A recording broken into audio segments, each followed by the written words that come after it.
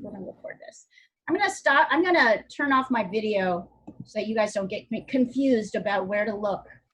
You're gonna see there's a new Leah demo down here. Hey, I'm supposed to be turning on my video.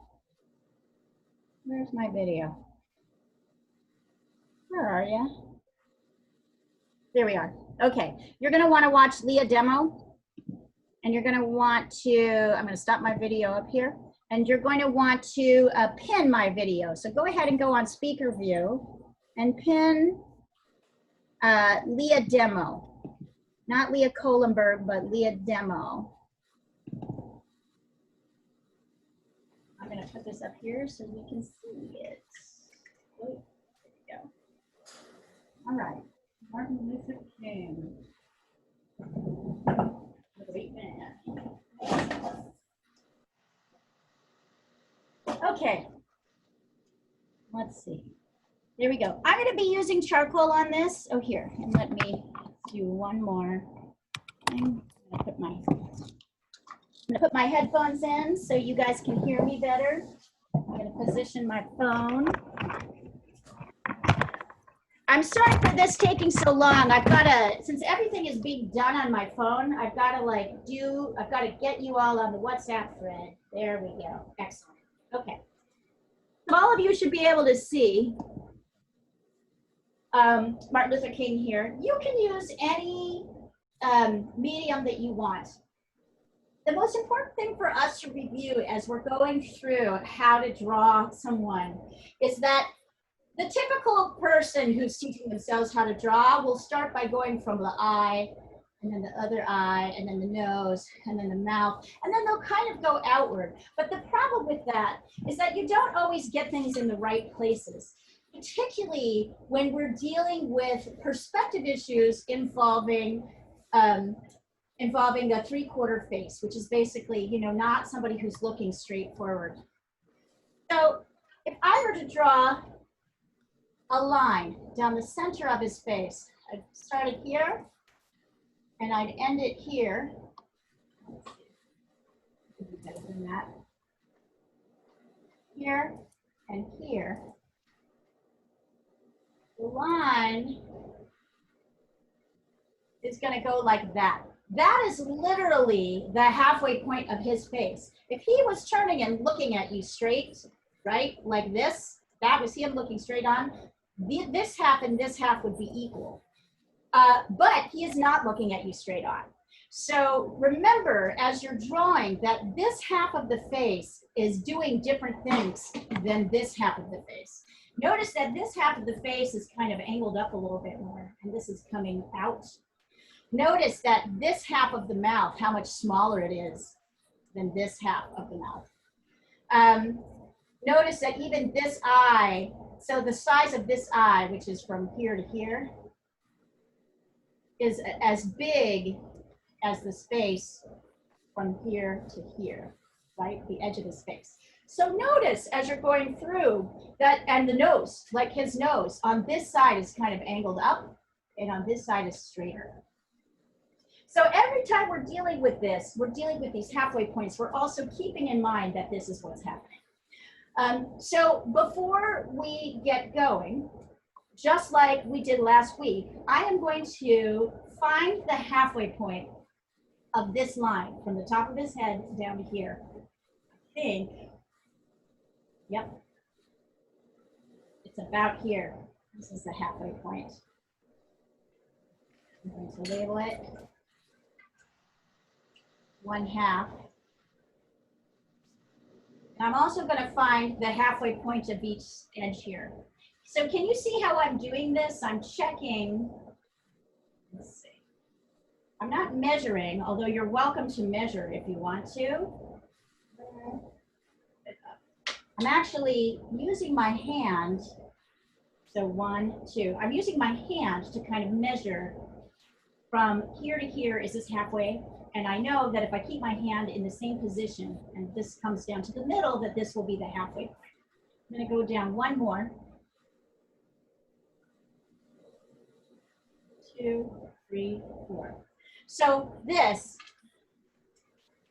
is the 3/4 point. This is the 1/4 point. Here is the top. Here is the bottom. So when I start my drawing, I'm going to start with that line.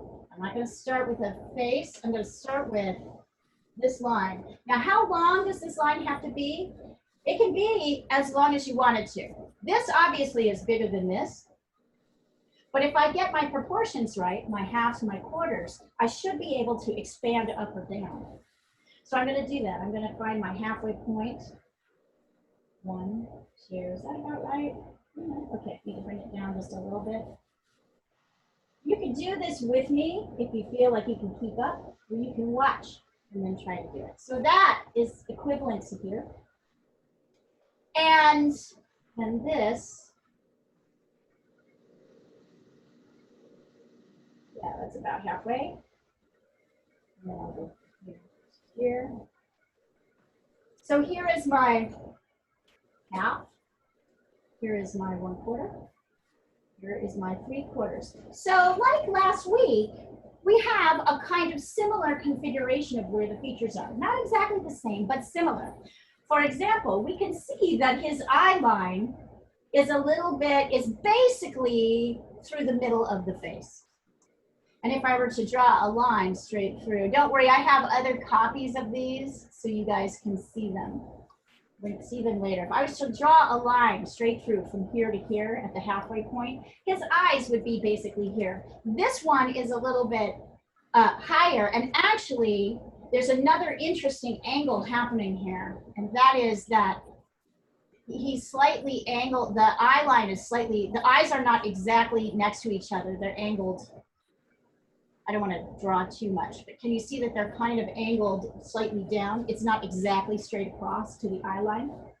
But I know that if I draw this line across the halfway point, I'm going to know where to put my eyes. Just like before, the nose is within this 3/4 point. In this particular case, because his head is tilted down, the nose is a little bit above. We'll do features in blue. The nose is a little bit above that 3/4 point, but it's still kind of contained within here. And then the mouth, or really, I would say that little white line, kind of midway. The mouth really starts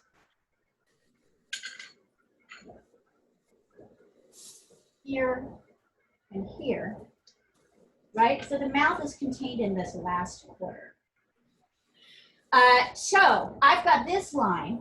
The next thing I need to do before I do anything else is determine the width of this line. What is the proper proportion of this line? You've probably heard the statement, we've talked about it before, that the face is 5 eyes across, and that's pretty true. If I were to draw, like if I were to use this eye as a measurement, right? And I were to go this way, you can see, yep, it's about 1 eye length between this eye and the start of this eye. Because this eye is a little bit smaller because it's turned away from us. The first eye over here, this eye length goes actually to the edge of the face and the eye comes directly in. So that's 1 eye length, 2 eye lengths, 3 eye lengths, 4 eye lengths, 5 eye lengths. So just like when we're looking at the quarter face, from edge of the middle line to the very end of the other side of the face is once again 5 eye lengths, right? The eyes are in different places, but the distance is still pretty much the same. So do I just go in and draw the eyes and hope that I get them in the right places?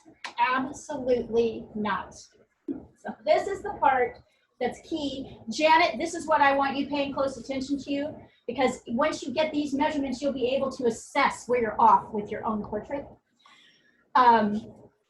I need to check that this line is proportional to this line. So if you remember, last week I did that by actually taking the measurement using my pencil. So my edge, the edge is here on the edge of the face. My fingers are where this line is. And I'm lining it up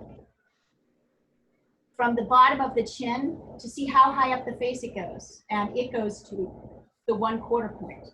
So I know that my face needs to be, that whatever my length is, my width needs to be 3/4 of my length.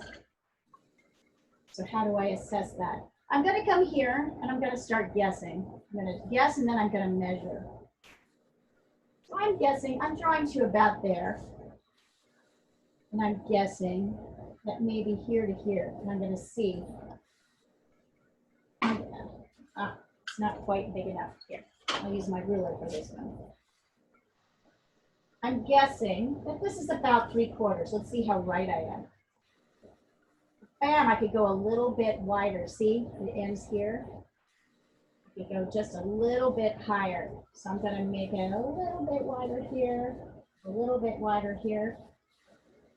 It seems like this is very nitpicky, but I'll tell you, yep, and that's about 3/4. So before I do anything else, I'm going to get these measurements right. So does anybody have questions about that? Oh, I can see the light is getting kind of. Does anybody have questions about that?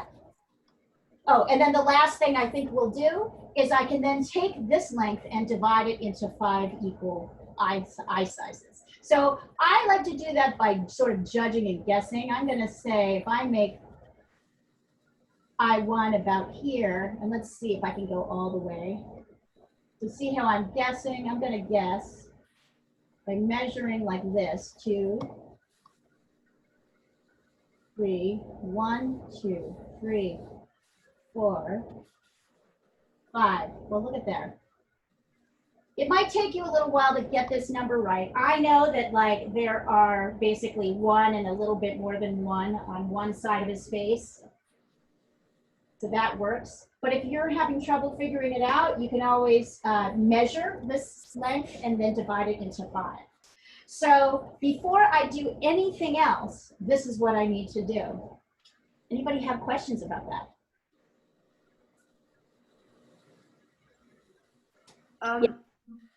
Mine looks a bit off. Should it look strange at this point? No. So you should check the measurements. So now I want you guys to take a moment to get these measurements. Before we go any further, I want to see that you've all got these measurements. So I'm going to take the demo down for a minute. And you should text me on the text thread what you've done. I mean, everything looks odd at this point. So text me on the text thread. And don't, oh, God, this is terrible.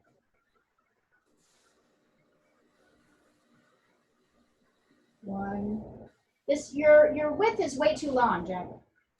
1, 2. Your width should be 3/4. Okay, so I can't show this unless your width needs to be 3/4 of this. Hang on, I'm gonna put this back up so you can see it. Okay. Let's do this. Your width.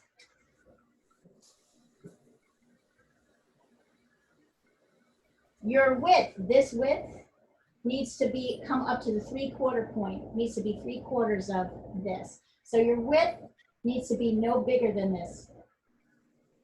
So you need to have your 1/4 point mark, your 1/2 point mark, your 3/4 point mark so that you can check this against that and see, is this, if this is too long, then I need to shorten this.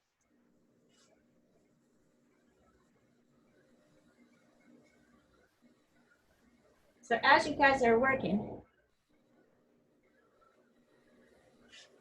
let me know if you have questions at this point.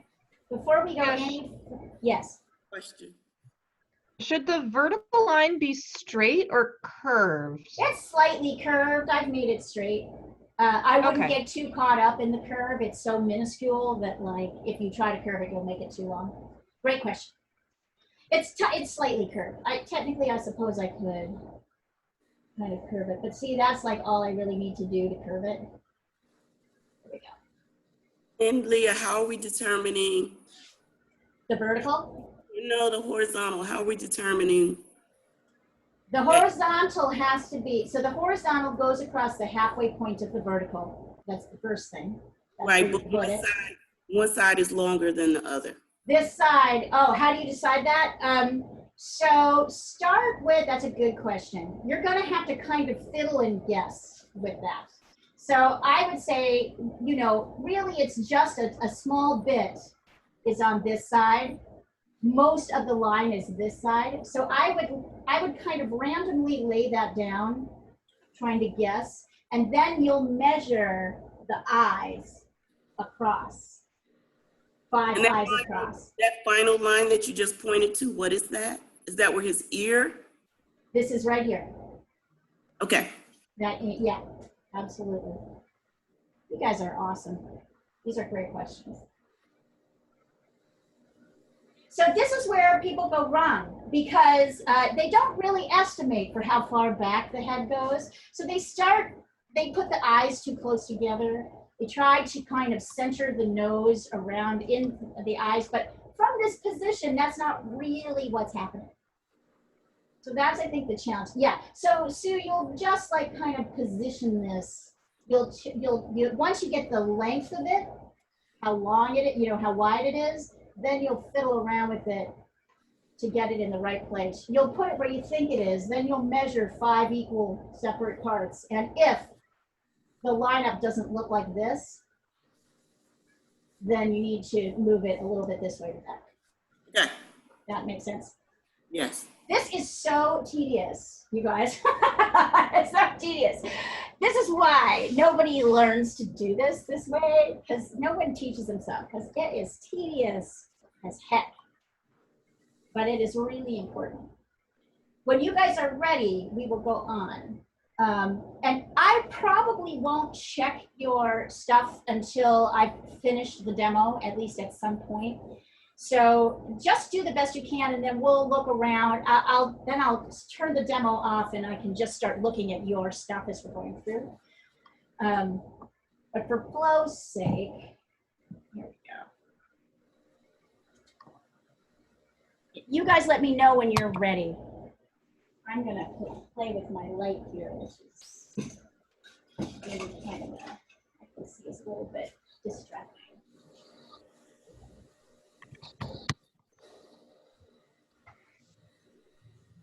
So you'll notice when I sketched it, even though I've never sketched this face, that when I got my proportions down, they were pretty accurate on the first go. That is because I've been doing this a lot. Don't expect that to necessarily be your experience. Let it be okay that you're still figuring out how to do the proportions. This is the whole point of measuring before you cut. Measuring twice, cut once.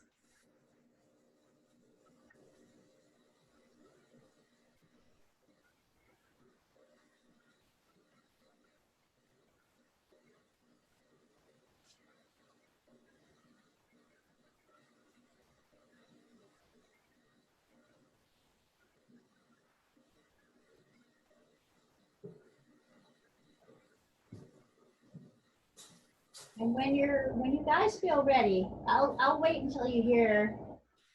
I'll wait a couple more minutes, and then we'll go to the next step.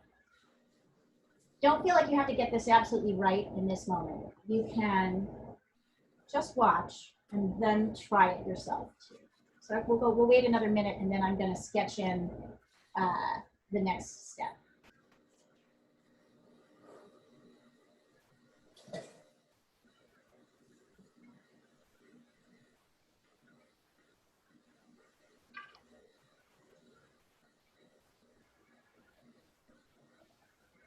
So his head is kind of like, it's not only not straight at us, he's tilted slightly to the right, his right or left, which is why his eye line is kind of going at a diagonal like that.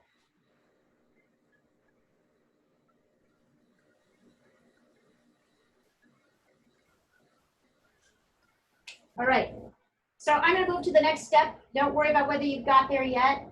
What I'm just going to do is mark out the eye shape, the basic eye shape. We're not going to get into the details of the eye yet. And I can see that the eye on this side is mostly at the middle or halfway point of the line. And I know that it stops right before the edge here. And that the second eye is between these two. The bridge of the nose is here. The second eye goes, so if we were to label these 1, 2, 3, 4, 5, the second eye would go at, and the second eye is above the line. So it looks like the second eye kind of starts at the base here. We're just gonna add in that. That's all we're gonna do right now.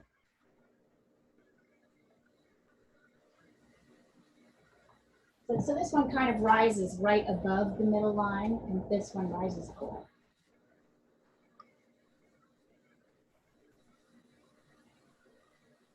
The next thing I'm going to do is locate where the nose is. Once again, remember with the nose, less is more. I can see here, if I really sketch this in, let me sketch this in really strong so you can see where this is. It's where that orange mark is. I can see here that the nose is significantly above the 3/4 line, maybe about here. This is that's the base of the nose right there. So I'm marking it. And then the other thing I can see, if I line this up, is that just like in the full pose, these lines that define the edge of the nose, if you look, they're lined up with kind of the inside edge of the eye. This one is lined up more because of the turn, is lined up more with this is lined up at the edge of the eye, this is lined up with the center of the eye. So I'm going to add in my shape of my iris, just the shape. It's like a curved line. And then here as well.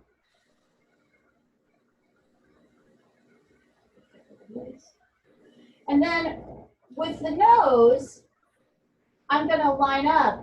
I'm going to go up here to the inner edge of the eye, and I'm going to line up where that nose kind of,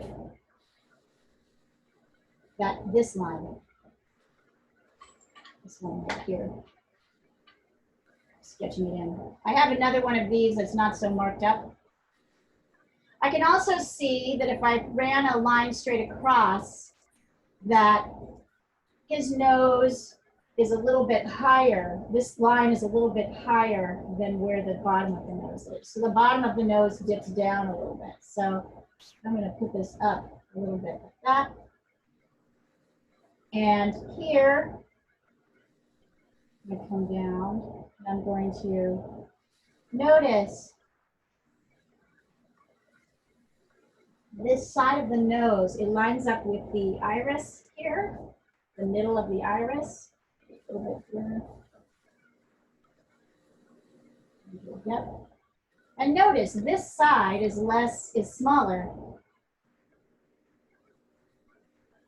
than this side. This side of the nose is smaller than this side of the nose. So I've got, notice I'm not, please do not send me any drawings with lines that come up here to delineate the outside top of the nose. I will tell you to get rid of those lines. The only lines we're concerned with right now are these bottom lines. I'll sketch them in. What's the nose? Less is more.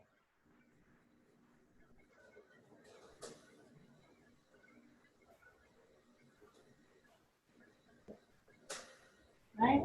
That's it with the nose. Nose always feels bigger than it should be.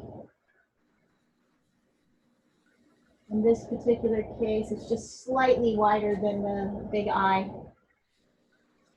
And it should be above the 3/4 point. Significantly above the 3/4 point.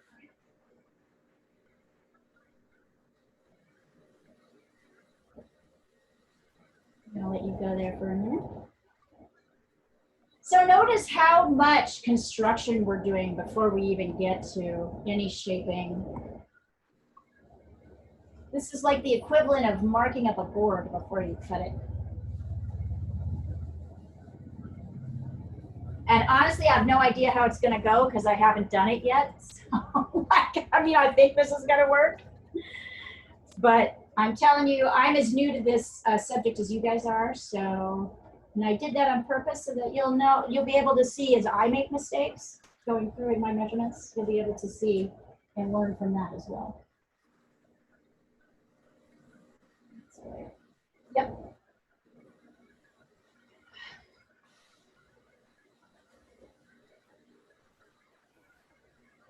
Okay. And then I'm going to determine, let's see if this is true. Yep, that is true.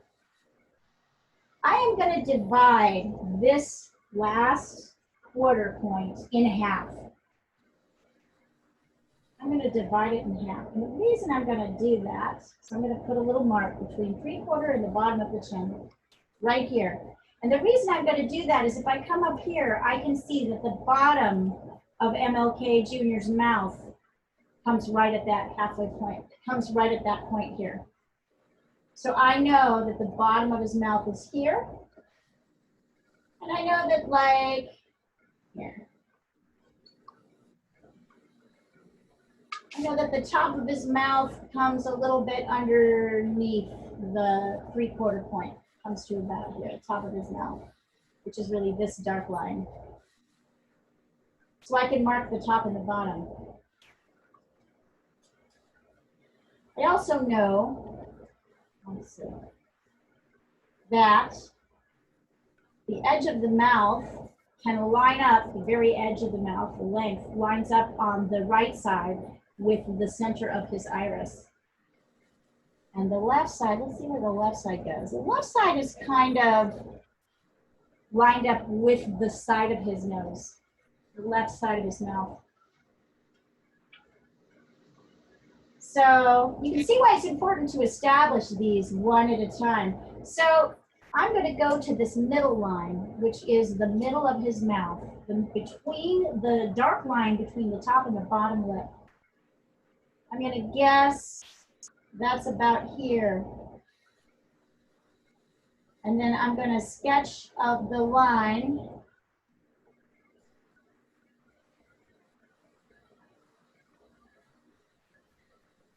The edge of his mouth to line up here on this side. Also, notice that the edge of his mouth on this side kind of goes up, almost like a little V, a little diagonal. That's the line.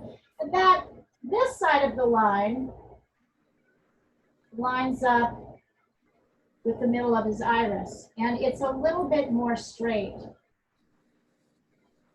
like that. So I'm going to draw the middle line of his mouth. It's a little bit up like that. It's a little bit more straight, maybe slightly curved up. How much longer this side is than this side. That is absolutely what's going on. Then I can I can sketch his upper lip in the shape of it. Notice how dark the upper lip is. We'll talk about feature development more later. Here. Charcoal to get the details in.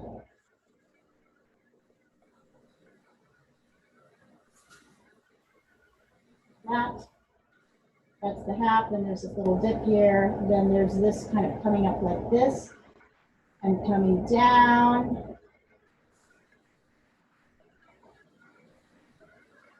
It doesn't go all the way to the end. There's a little bit on this side of the meat of the lip that goes past. So don't draw the line out here like that. Draw it in like this. And then it's the same with the bottom of the lip. It's kind of like a straight line out, and then a curved line in there. That's for this side. And then it goes up and down a little bit, like a V. And then it comes up, curved like that. There we go. There is Martin Luther King's mouth starting to come out. I'm not getting into details. I'm just trying to get the shape of the things. And I may have to bring this up or down and make it a little bit smaller, but I think the basic shapes. So once again, look at this. This side of the mouth compared to this side of the mouth. this side of the mouth, and this side of the mouth. This side of the mouth is almost twice the size of this side of the mouth. Even though these are equal halves, they don't look equal. And we're sketching. Now I've got these things in place.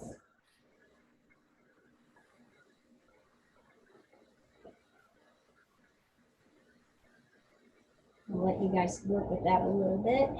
It's hard, I know it's hard to see as well, so I'm just gonna give you a minute to try, and then I'm gonna put a big picture of Martin Luther King up on the screen so you can look and really nuance. But right now, do the best that you can with this guy. Okay, I wanna get his hairline in, so I'm gonna find the halfway point again between this quarter and the top.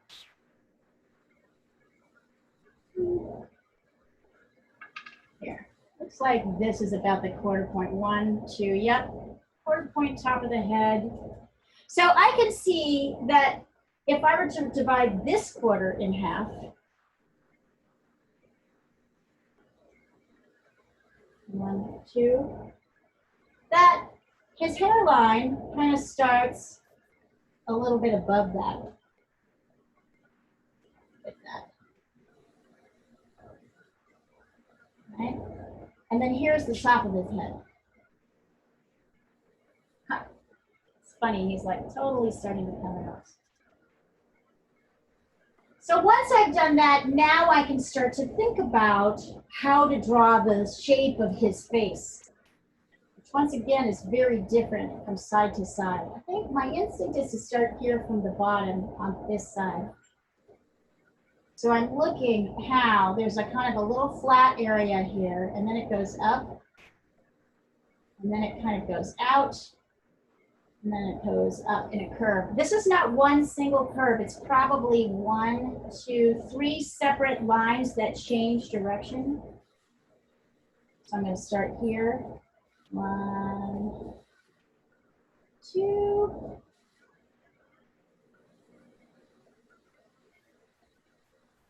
And I know that the edge of his face is here. So I'm going to sketch that in like that. We haven't gotten to eyebrows and facial features because I want to get, I might have to poof that out a little bit. I might have to play with the shape of that a little bit. That is basically the way it looks. And then it looks to me like there's a line up like this that kind of meets with this eyebrow. Comes in just a touch, teeny tiny bit. And then we go kind of up. So I've gone up to here. And then I'm going to shift direction and go this way. And his hair kind of meets here. So I'm going to like go in, up, and then shifting direction to meet here.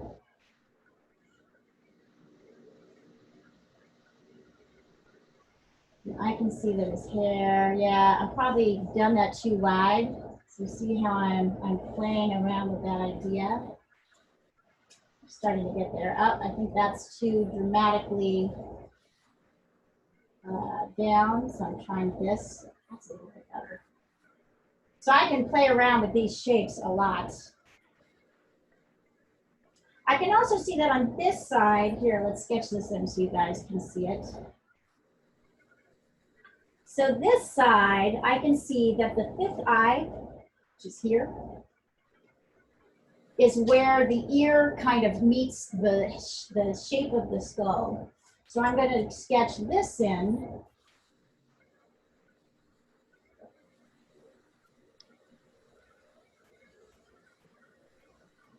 Kind of like that. Oh, I can already tell this is sort of going up more. And then I can kind of make this meet that. I also know that the ear is kind of halfway above the middle line and half below. If I were to draw a line straight across, it would kind of line up with here. If I were to draw a line straight across, it would wind up well below, above his eye. So let's see. I would say that the ear itself is I think the ear is about the width of the nose. Here. Ears are way bigger than we think they are. So this is kind of the edge of the ear. Top, bottom. Then the ear kind of comes down like that in shape. And like this in shape. And it comes over and down like that. Why is that important? Because I'm going to base the rest of my head off where the ear is. There's a straight line, another straight line, and then another straight line.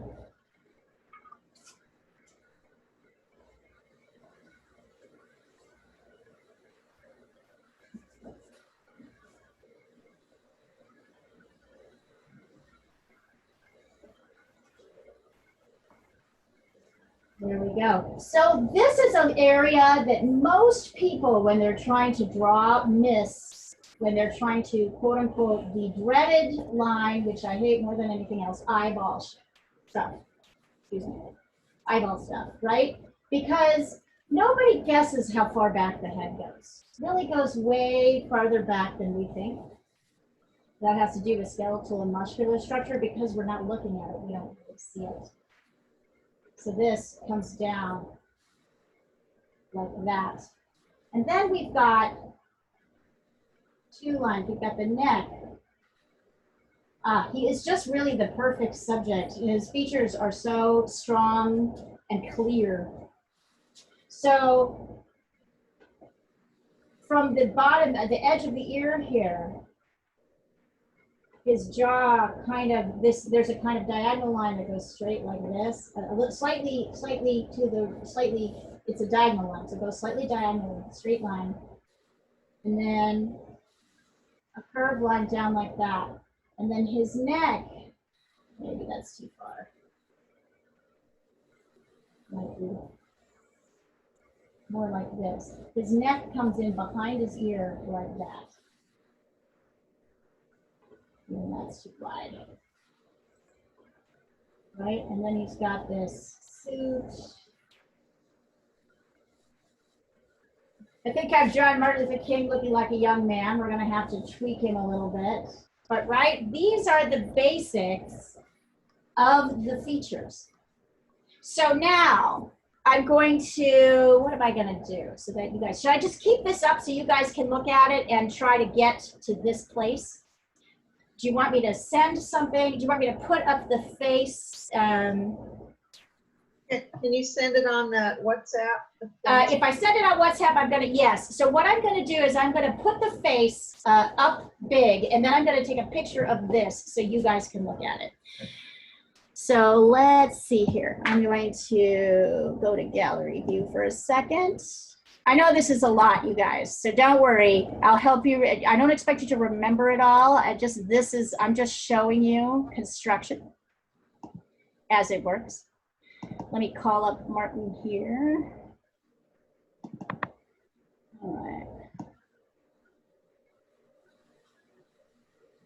Here we are.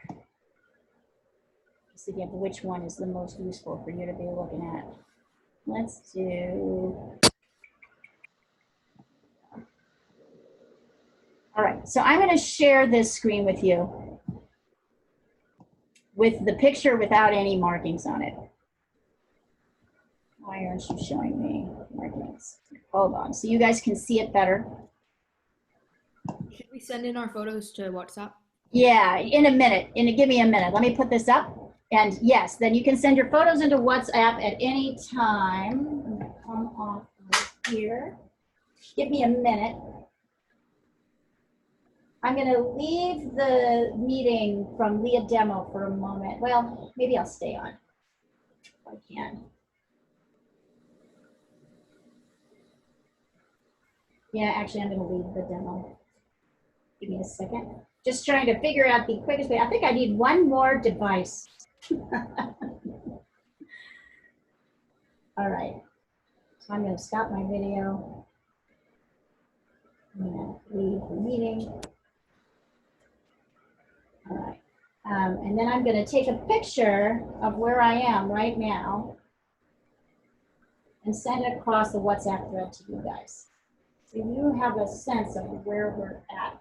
I can already see there's some needs for reshaping, but this is a good beginning. It's much more methodical, and we all think it's tedious and yucky, but the truth is nobody can get it right any other way. So this is the challenge of faces. All right.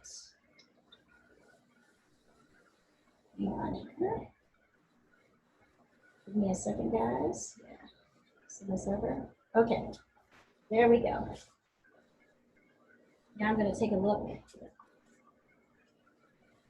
Yes. If you want to send your work over while you're working on it, let's see.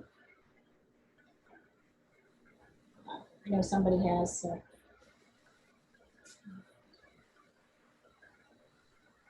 Yeah, that's much better, Janet. Yep. I'll send you the latest version. Okay, but that's, so did that help? Is this helping? Yeah, I couldn't Yeah. use the eye line because the scarf is in the way, so I used the nostril line to measure. Okay, It seemed to work. great, great. As long as you feel confident with the nostril lines. Okay, everybody, Jack, that looks good. Andy, that looks good. Katie, that looks pretty good. I think you might have to bring the eye line, Katie, a little bit to the horizontal line, just a touch to our right. But do you see how much better that is already, Janet? So there were two things that I think you needed to get. And one of them was that the length and the proportional width needed to be correct. But also he's tilting his head, so his eye line is also going at a slight diagonal. Yeah, so the eye line and the nostril line and the mouth line, the angle is the same on all of them. Yeah, great. So I've been working really hard to make sure that. To line up with that. And it looks, I can see it, it shows. Just know that I would nip in using a dark pastel on our left eye. I would nip in on the top line some of that white. So it's a little bit too much white there, but significantly better. Yeah, on the top of the eye? Or Yeah, on the top of the eye. Top of the eye? Okay. Yep, that'll help you shape it. Yeah, I think it's a little bit big. But every time I try to make it smaller, then it gets too small. Is this Dante? Yeah, it's Dante. God, that's brilliant. It's such a great pose. Andy, I feel like, so Andy, you asked me last week what you needed to improve on. And what I want to see you pay attention to is more of the details. So for example, you have his eye going from here to here, but that's not actually what's happening. Eye is like stopping here and there's a little bit of edge here. You have his nose divided in half with the smaller side on this side and the bigger side on this side. It's actually the opposite. So I want you to pay attention to the shapes. Really look at the shapes to see. Here's the halfway point where my cursor is. The shape of your nose on this side should be much smaller. The shape on this side should be bigger and longer. You have it the opposite direction. The lips, you have the line of his mouth drawn straight across. It's actually in a slight, like a bird flying shape. So I want you to pay attention to those things as you're going forward. I think that's going to help you. Otherwise, looks pretty good. Looks pretty good. Sorry, I'm all like blah, blah, blah, and actually. Yeah, so Janet, I guess you could see you guys that Janet is working on a different piece, but it's also a 3/4 pose. So every pose is different in terms of lining up. Yeah, that looks pretty good, Katie. That looks pretty good. Yep, good beginning. A good way for us to go forward. Absolutely. Nice work. Okay. Good job. Leah, the eye on my left, what Yeah. I've drawn, do I have it dipped too far below that midline? I think we'll know more when you start sketching in. I don't think so. Okay. I think you'll know more when we start sketching it in. We don't really know yet. We haven't even got our eyebrows in yet, right? Like the all defining eyebrows. We have not got those in yet. And I'm honestly not really sure that my proportions are correct, totally in the right places on this. So we will learn as we start getting into shading and the details. It's good. If you want to, Katie, you can start trying to place his eyebrows in, and maybe Okay. the mustache as well. Any of you, though, you who are at the place where Katie is, can try sort of placing the mustache in the mouth. I will do that as well in a minute.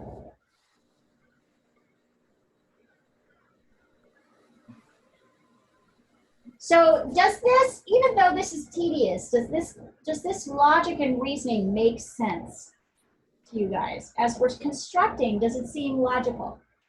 Yeah. Yeah, Yeah. good. Like the logic is hard to, it's hard to know, like but if we establish this line, if we establish this line here and then this line here, we use that to measure everything else. If we don't have those things right, and that's where people go wrong. They get the shapes of things wrong. They don't get the shape, so they can get the eyes right on their own. They can get the nose right. They can get the mouth right.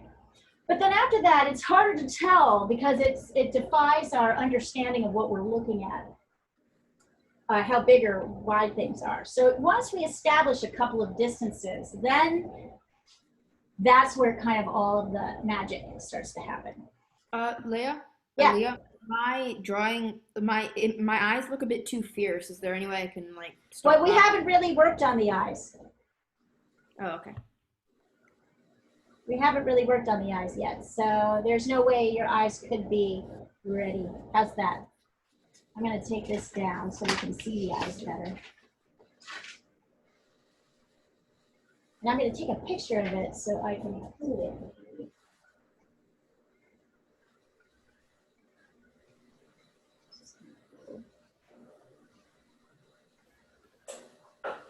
I'm still, as you guys know, this is something that I am still figuring out how to teach. So pretty much everything else I will teach you, I have locked and loaded. It's in my brain. I don't even have to think about it. But this is one of those things where I'm like really trying to think hard about the language I'm using so that you guys understand what's happening. So if it's not clear, you should let me know. But also just be aware this is kind of a work in progress. It's one thing to do the things. It's another thing to try and explain it. Right, Marie? Marie is here, maybe not. Yes. I was talking away and I was on mute. All right, I'm gonna wait for a few. Okay, so Edith, once again, eyes, don't color in the eyes. You're not ready to do that yet. Whoa, Rebecca, not too bad. Not too bad. Rebecca, I think that okay, so he has a little bit of a Picasso look going there, Rebecca. So I think the one eye is too high and the other eye is a little bit too low. So work to line those up so they look a little bit more. Okay, I knew they looked funny. Better, Andy, better. Better, we're getting there. All right, so I'm gonna jump back in on the call for a second. I'm gonna jump back in with Leah demo. Let me call my video back up. I'm gonna pull this down so we can move to the next stage. Go ahead and go into speaker view. And I know it's dizzy right now, but hold on, I'm just getting the setup again. All right, so we're here. Right? We're here. And now we're going to do a little bit of work on the eyes. So one of the things I want you to notice about Martin Luther King's eyes are that, let me see, I think I can sketch this in with a marker better than with the. This eye is shaped a little bit differently than this eye. This eye This-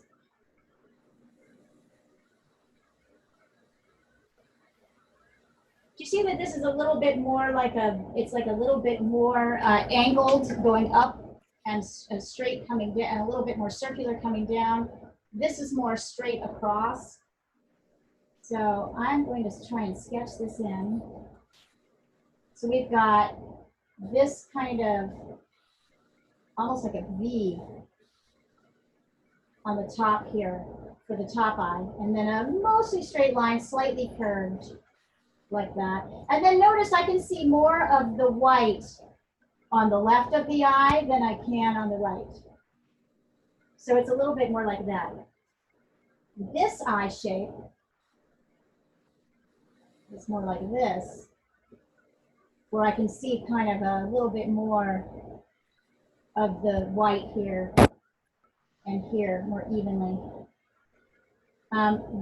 So once again, I'm going to review eyes again, sort of generally. Remember that our stereotypical, I mean, the way we draw eyes when we're kids, which is very kind of primitive, is this. Curved line like an almond. And then we do a round iris like that, right? Perfectly round. And then we do this. And then we draw the little spikes.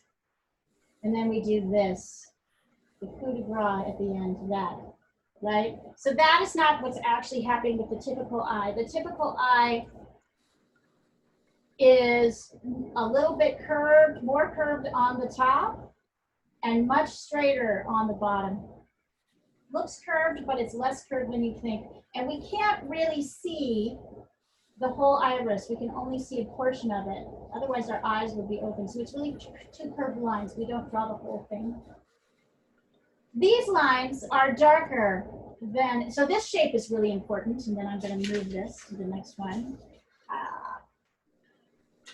Because the most important thing in terms of shape, once we get this and this, which are pretty standard among people, is to get the upper lid line. Now you'll notice that Dr. King's upper lid line comes very close to the edge of his eye, like this.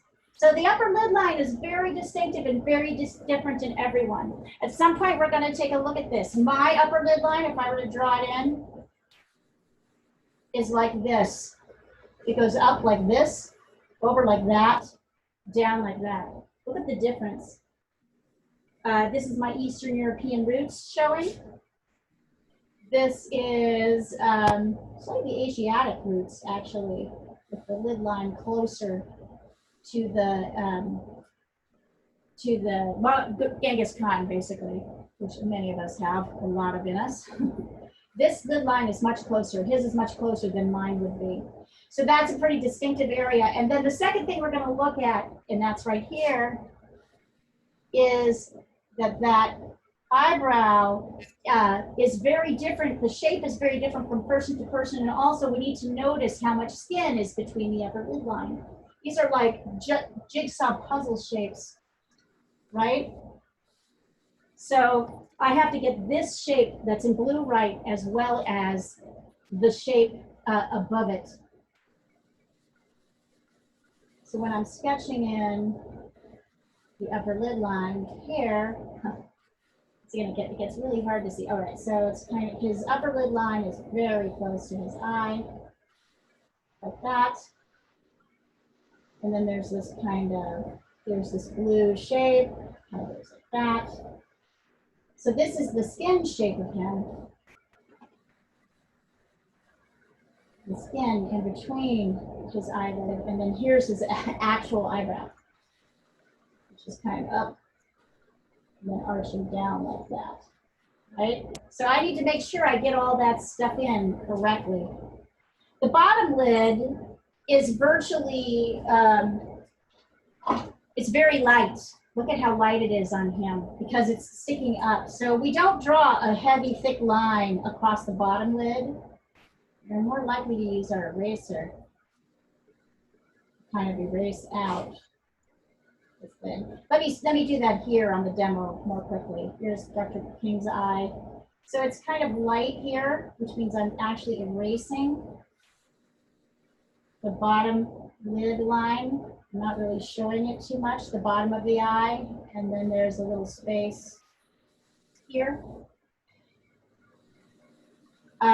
There is the little triangle of pink, the tear duct, right here, which is slightly, the middle of the tear duct is like slightly darker. And then the eye itself, when you're constructing the iris itself, the outside, you will notice if you look at everyone's eye, and everyone's eyes are the same no matter what color they are, it is darker around the very edge of the iris, and it's as dark as it is with the pupil in between. Right? So this is dark and this is dark, and no matter what color your eyes are, blue, brown, green, whatever, these are going to be darker than your actual iris color, and that it's darker at the, your iris color is going to be darker at the top and lighter at the bottom.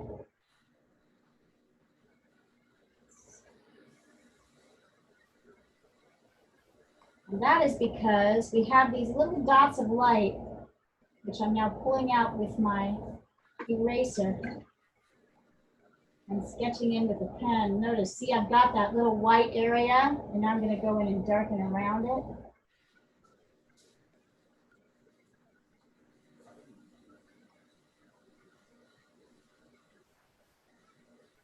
So that is what makes up the eye. And then, of course, you can get the shape. So we started to do that here. So we'll do that here, you can see.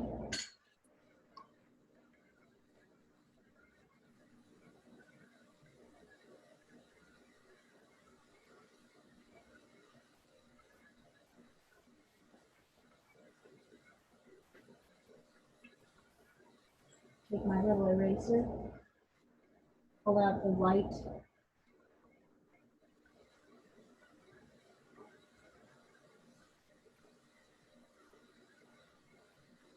Make it darker here and here, but going around the edge of that light.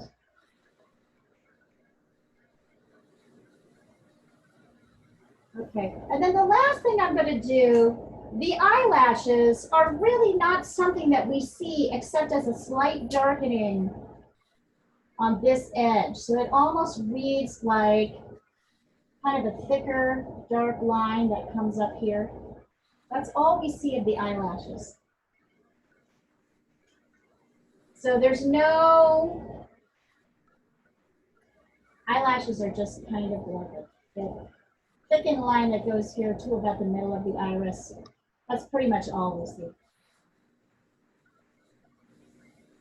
Eyebrows are pretty dark. Oh yeah, there we go. My shape on this side is a little bit different.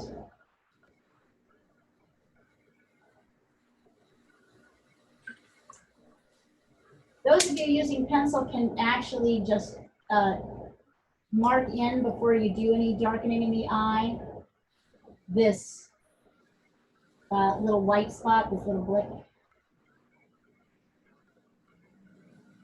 Look at how light, can anybody tell what direction the light's coming from on him? Look at how light. The left side, right? Yep, because look at how light that eyelid is on this side. He barely, it's just gonna be white. You can't even see, you can't really see the light at all. So you're gonna make that almost invisible.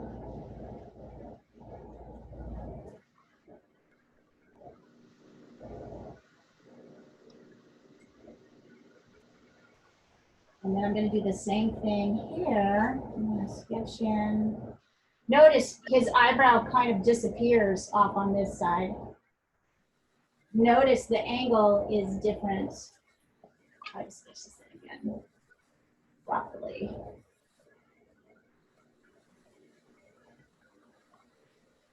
See how that kind of comes in at an angle more? So we want to pay attention to that shape.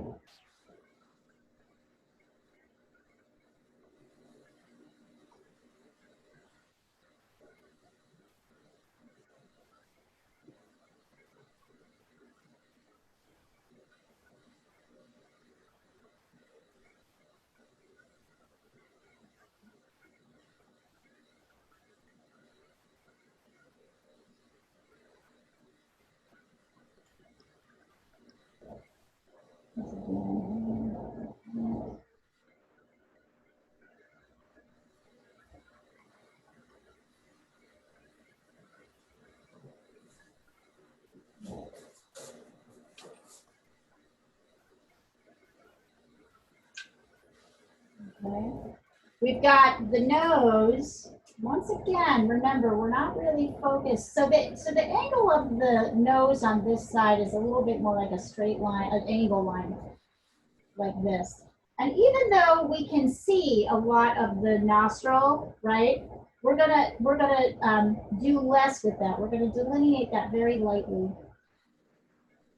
I'm gonna come up and get this shape in, which is important. And you can really see the shading in his nose, which is kind of like this. You can see it pretty clearly here. This is like this really dark shape.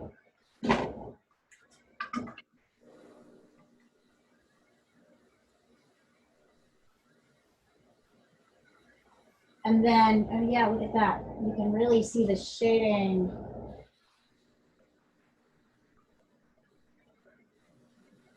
So this is the light spot, and this is kind of the medium in between here.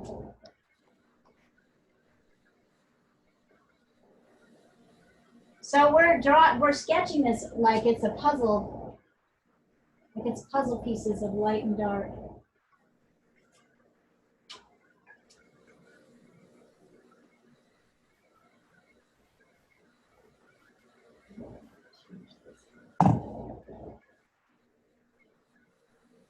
So I want you to notice as I'm working through this that I'm changing stuff too. I'm really, as I'm understanding the shapes and the nuances, I'm starting to get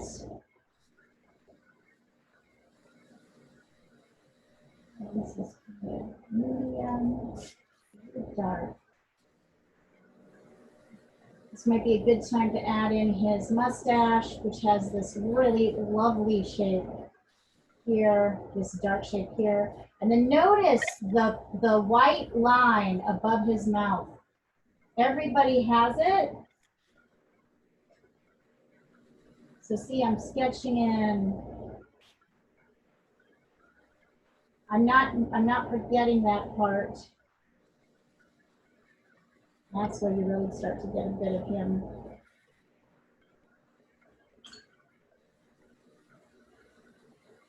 It's this part that I'm talking about right here. Let's see if I can get this in. I'll do it with gold. I haven't used that. There we go. It's this shape. Look at that. That's what's so amazing about Martin Luther King's shapes. Look at the shapes there. There's so many wonderful shapes to grab onto. Remember that as usual with the mouth, the upper lip is darker than the lower lip. That's because the upper lip is turning in towards the light and the lower lip is poofing out. That doesn't mean that these are equally the same lightness though, right? This side of the face, which is darker, is kind of a 3, and this is a 2, and this is like a 4, and this is a 1.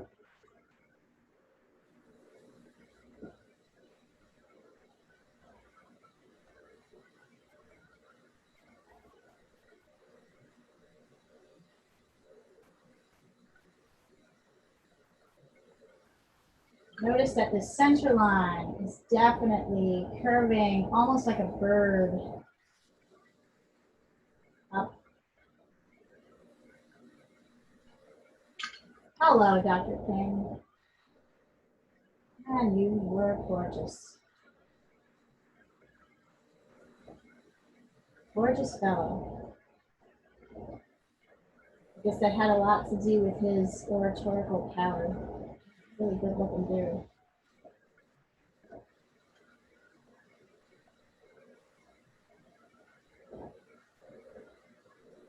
I totally just objectified Dr. King. I'm sorry, Dr. King. That was a terrible thing to do. I'm sorry.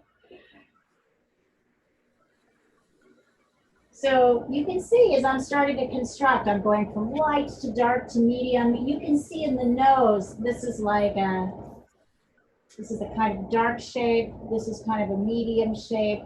This is a light, super light. This is a light medium. Notice how there's a couple of white highlights like in the eyes in his lips as well. Don't forget to get those in. You'll notice that we get more into detail. We're able to start getting into detail once we get shapes correct, right? Then we can start to tweak.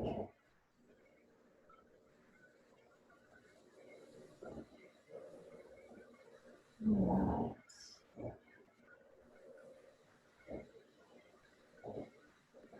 I'm going to sketch in the kind of shading on his face. It goes like this. So this is a light part.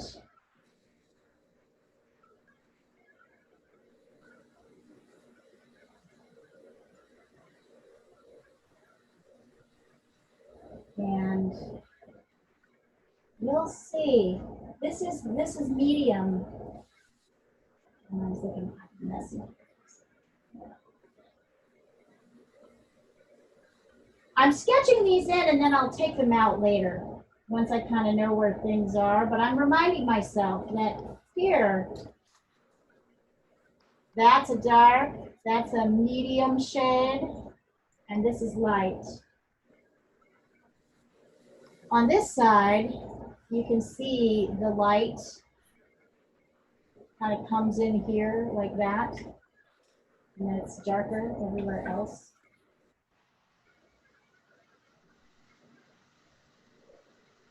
Oh my God, you guys, there's so much here to talk about. So like I said, just pick up what you can. Please do ask questions now as we're working.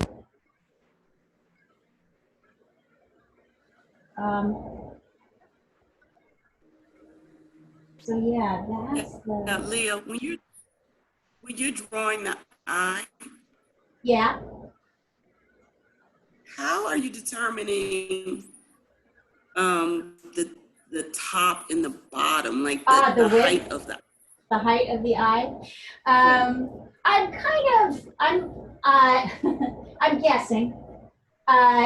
Think about it this way, Sue. It's like you could, I guess, technically, if you wanted to, measure it from here to use the width. So if you wanted to be really precise, you could do this. You could measure the top to the bottom and then see how wide it goes. So it's about half the width, half the height that it is the width. okay. Yep. Okay. That helps. But mostly what you'll see is, to me, what I usually do, honestly, when I'm assessing that myself, is I'm looking at the shapes around it to give me information, right? Like I'm like, okay, is there enough room here to get the eyebrow in the right place? You know what I mean? To have this space. I'm also looking at the shapes around the shape to make sure everything is in order, if that makes sense. So I'm taking a kind of more holistic approach. I'm trying to sketch in here Have we started the detail on the mustache, or You can start doing, yes, I'm doing it now. So you can start to do, I'd say just go ahead and start doing it as you see it. You guys are awesome. You're doing great.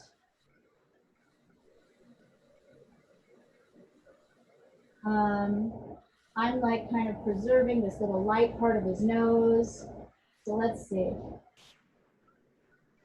There is a light area here that kind of comes in like this. So this is the analogous light area here, but because this is the dark side of his face, this is probably more like a 2 in value, and this is a 1. But there's still, then, there we go.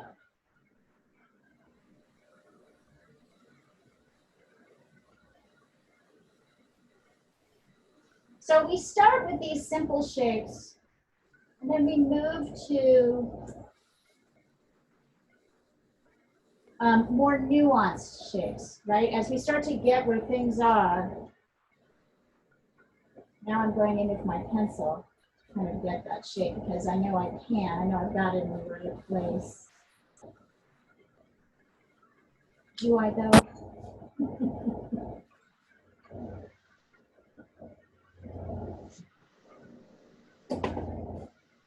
I'm not so convinced I have all these shapes right yet, but I don't have to worry about that. I need to sort of establish guidelines so I can get this going. This might be a good place to get in and get the hair dark, because the hair is gonna really help us sort of delineate the shape.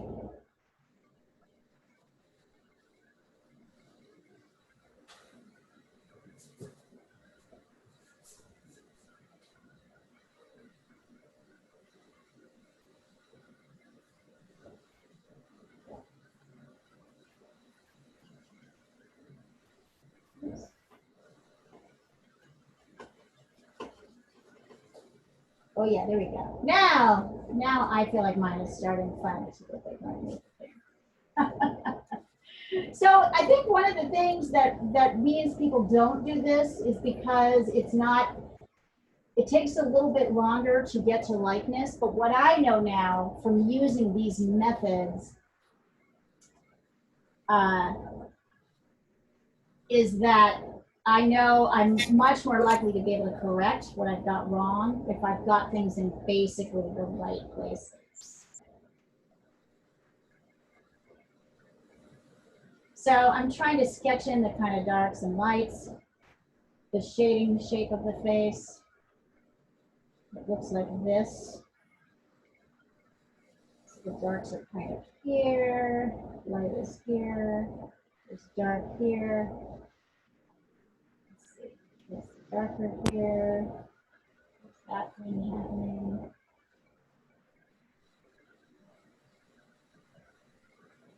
There's a kind of medium here. Look at how dramatically the shadow comes in on the dark side of the face. You can see where the halfway point of the face is, because it turns away and really changes in light. I don't know who took this photograph, but it's an amazing photograph. It really captures Dr. King. Notice it's dark in here, so it's kind of light here. It's kind of darker in here.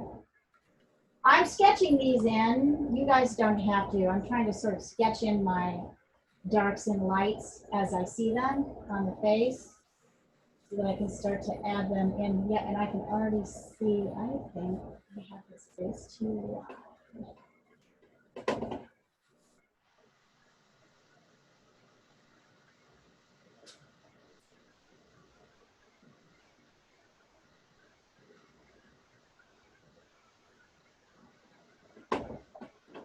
I feel like his face is too wide.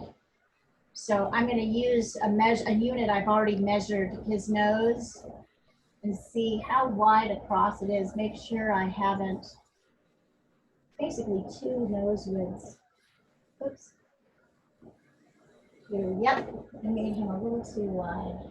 So nose needs to come in here, which means jaw needs to come in here, which means ear needs to come in a little bit. It's easy to bring things out too wide. So see, I didn't really have that in the right place, but it didn't hurt me too much as I was going back in to change it.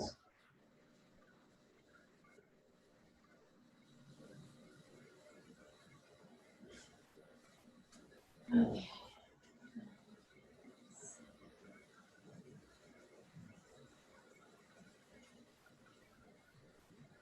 Notice that all my shading on the face, virtually none of it is as dark as his hair.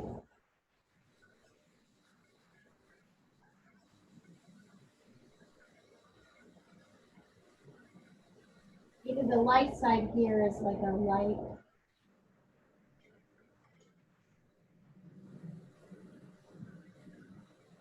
I love it too.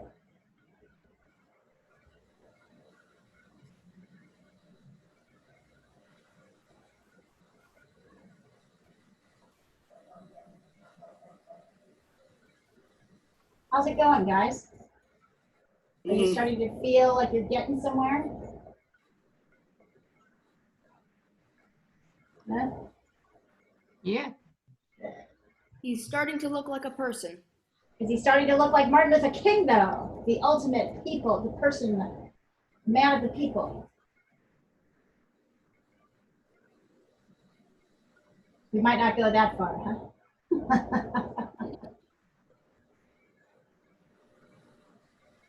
I'm working with charcoal. What I like about that is that I can sort of blend once I get lines in, I can sort of blend in my shades much more clearly.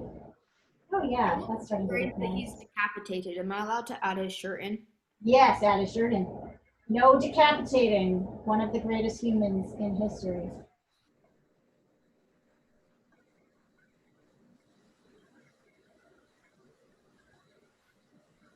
Yeah.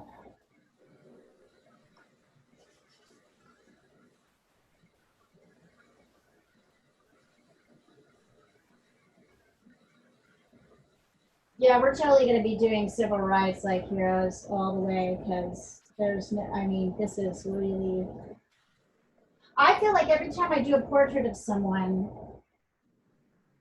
we commune with them a little bit, you know, like we commune with the spirit of whoever we're drawing, whether it's your grandmother, whether it's a lady in a magazine.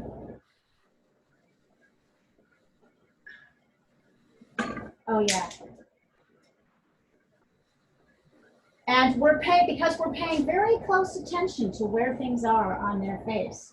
And that's a pretty profound thing to do to a person. Imagine if somebody was looking at you like this and capturing you. It's a big honor. So you're getting that opportunity to kind of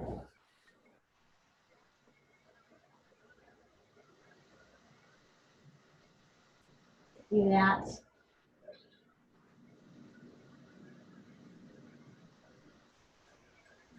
Yeah.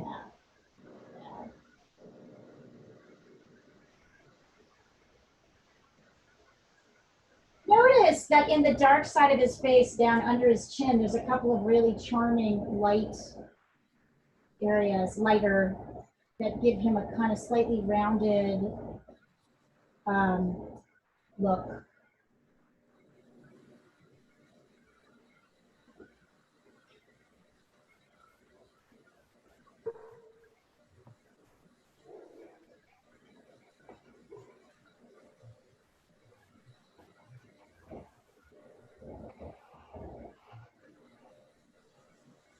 Katie, I put your book in the mail a few days ago. It should be there, but God knows what's happening with the mail. Hey, I'm excited. Yes. It's looking pretty good, actually. Not exactly it, but close. All right, I'm going to take let me just turn off I know you guys are kind of like, I could just keep doing this, but let's get that.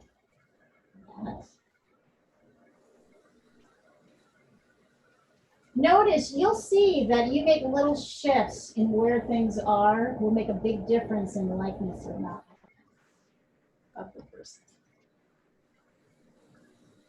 I just kind of chopped off a little bit of his hairline and I'm like, okay, yeah, that he has a slightly receding hairline, so.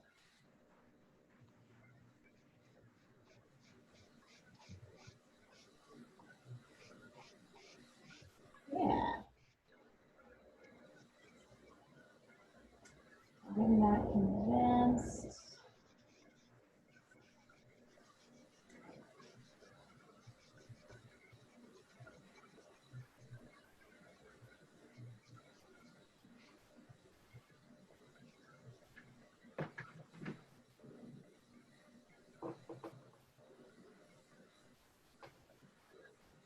So every week, so for the next 2 weeks, we'll practice this 2 or 3 more times.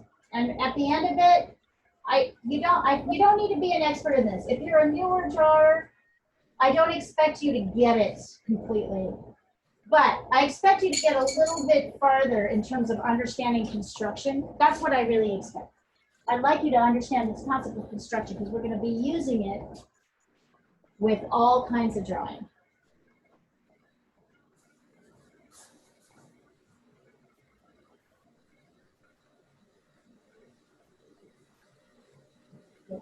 All right. So I'm going to turn off, I'm going to leave the meeting on the down. And then I am going to have you guys, come on. Come on. My phone is clicking. Video. All right.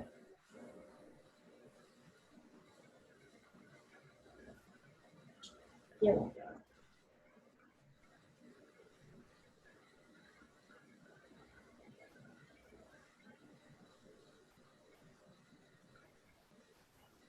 Okay, so Leah Demo is leaving the meeting.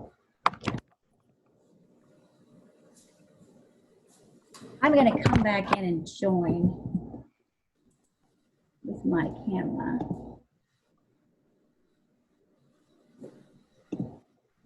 So you guys can see me. So now I would say, I think I've gotten it as, I think I've gotten it to a point where I can stop.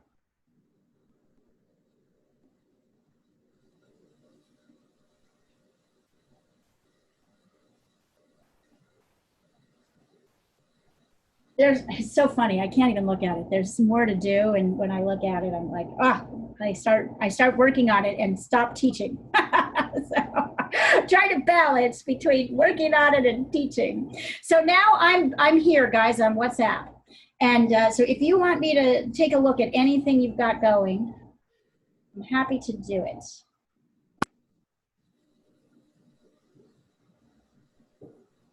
Andy, are you using, what are you using? Pencil? So I was using pencil and I just started using a little charcoal a few minutes ago. A little charcoal. Okay, so pencil and charcoal don't really work together. Just so that you know, they tend to react against each other. But so work on top of it, but notice that your pencil lines won't really disappear under your charcoal lines. So that's okay. Did you say will or won't disappear? They won't disappear. So they'll kind of like, you won't be able to get rid of your pencil lines under your charcoal. I've been erasing them as I go along, but Okay, got it. I got it. Okay, cool. All right. Jack, your head, your guys' head hasn't, Jack, take a look at me. Your head is not back far enough. So he needs to come out a little bit farther and straight down to line up with the edge of the ear. Bring him out, but it's looking good. That shape is really hard to get. It's hard to believe how far out the head goes, straight out and down. So you need to make it bigger on our right side. Good job. All right, Andy, well, that will work. Let's see what happens. I like these proportions. Mouth. Yeah, just keep working. Good.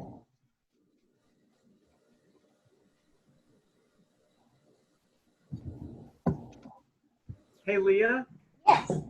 could you send the photo? I don't have the original Martin Luther King photo. I've Oh, always shit, sorry. Here, let me do that. Sorry, I knew I was forgetting something. How's that? It helps to look at what you're working on, doesn't it? Sorry about that. One of these days, you guys, I will get all the pieces together and figure it out.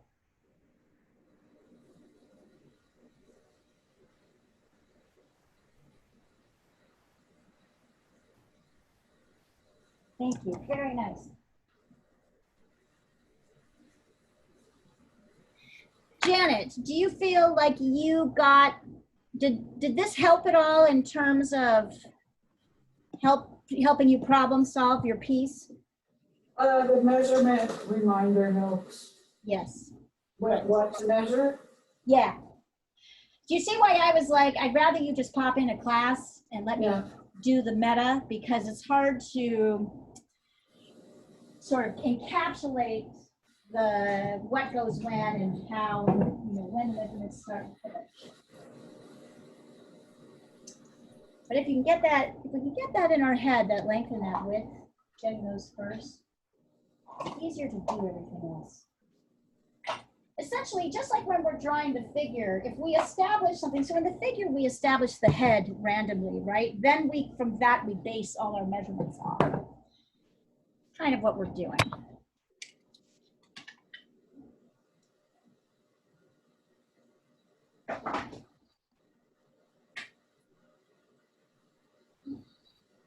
And we are halfway through.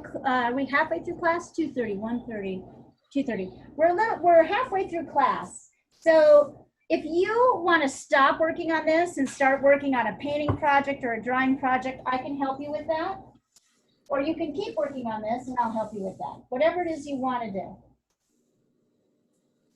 Andy, we should save a little time to work on your painting. If you feel like it. That'd be great. I end up not having any time during the week, so I look forward to getting back to it a little bit. I know. So I'll remind you in about half an hour to let's jump in and work on, let's sort of switch gears and work on the painting. Thank you. And then you can continue. I'll make this available as a video so anybody can see it who's here at the class if they want to.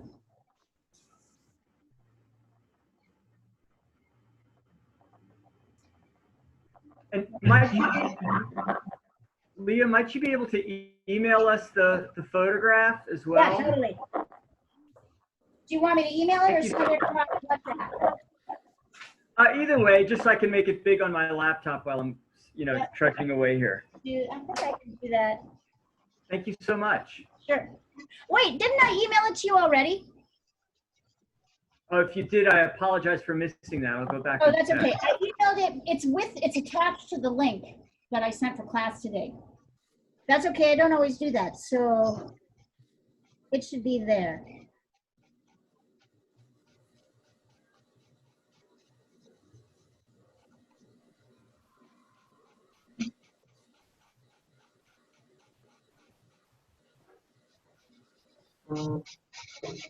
Let's see. Looking pretty good, Miss Sue, but I'm feeling like oh, I see what the problem is. One. Sue, his face is too low. Bring up his chin. So look at this. We've got the 1, 2. Bring his chin up just a bit. Notice how much space there is between bottom lip and here. So you extended him down just a little bit, probably a couple millimeters, and that totally affected. See how that elongates his face? Mm-hmm. Yep. And then look at the shape of this eye. Notice how, can you see where I'm pointing the cursor here on the drawing? Can you see how this kind of curves a little bit more? This is straighter, and this kind of curves and rounds a little bit more. So curve and round that dark shape a little bit more. And the other thing is I think his nose is too low, but let me look. 1, yep. And his nose is a little bit low. So his nose comes above the 3/4 point. You have him exactly at the 3/4 point, but the nose comes up a little bit. The 3/4 point is about here on him. And the nose comes up. So move up the nose a little bit. Move up the nose. So that's probably what happened. You drifted the chin down because you had the nose down a little far. So that's what happens. It's a really, when you're catching, but beautiful. I love, absolutely adore the mark making that you're doing with your pencil and your hand. It's beautiful. Oh my God, Janet, you got him. You think? Yes.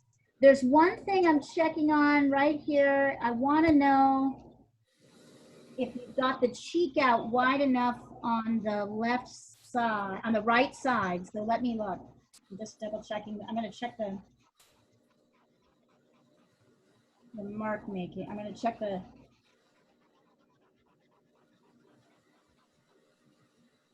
Okay.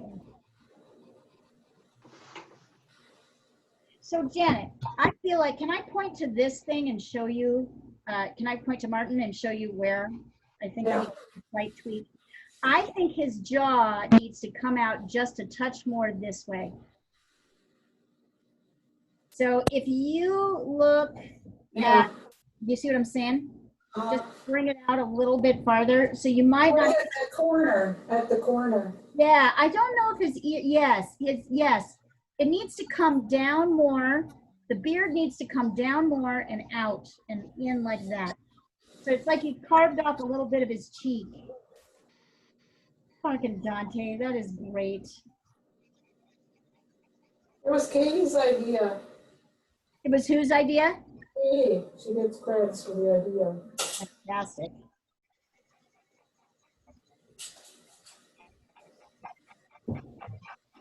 Best model ever. She and Dante are competing for that title. It's true, Katie. I don't think I could really choose between the two. Although, wouldn't it be awesome if they both dressed up as girl with a pearl? Talked about having them do a pose together, like Oh my God, that would be amazing. find some famous pose to reenact. Oh my God. All right, when that happens, I'm coming in. I don't care what else I have to do. That one I have to jump in on. That would be a can't miss, Deb, for sure. You guys are doing, by the way, really, really awesome. This is awesome. This is, as I said, this is hard. And once again, I'm going to release you from any expectation of getting it all right this time. In fact, making mistakes is good, because if you do, that's what happens in a class. Whenever I take a class, all my work looks terrible in the class. But then if I come out of the class and then try it again on my own, it's usually better. Because classes provide pressure. So I want you to like I seem really good. If I'm correcting you, it's just because I'm trying to be efficient, but I'm not saying enough how good these drawings are, considering the newness of you as drawers.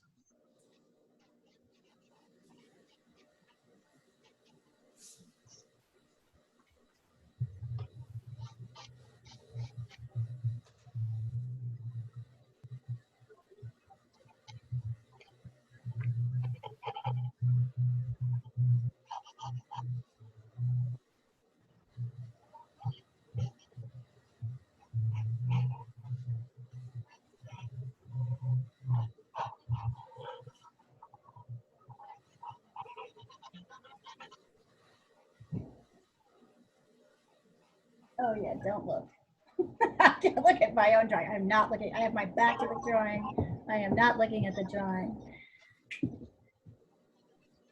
I almost use my eraser as my charcoal. Awesome. How are you liking the charcoal, Jack? It's a lot easier. I It feel like is. You can mush things around more, but you sometimes, I'm finding, even as I was working big and doing the demo with you guys, I was finding I missed some of the precision of a pencil. That's a little tricky. I have to go, Leah. Thanks for the help. You're welcome, Janet. Hi, Janet. It's looking amazing. Let's schedule a time to talk exhibit. Okay, I will. We're going to the farm tomorrow to finish the stage, but we will be back on Wednesday, so I'll text you some good times Okay. after that. Okay. Have fun at the farm. Yes, I will. Thank you. Bye, everybody. Bye. Bye. Bye, everybody. Bye. Not everybody. Bye, Janet. Okay. At 3 o'clock, we're going to take a break. I'm going to pull this down and we're going to go into gallery view. And I want you to just take a stretch break because we're working pretty intensely. How you holding up, Jack? It's pretty late there. Yeah, you're okay? my dad's allowed me coffee. If I That's really, nice of him. I'll be holding up. Yeah, I'll stay the entire class this time. You're awesome. That's awesome. Elizabeth, how's it going over there? Do you want to show me anything? Or are you working? You're just working away. I think I'm pretty much done. Great. Can you send a picture across the thread, hon? Mm-hmm. Thank you.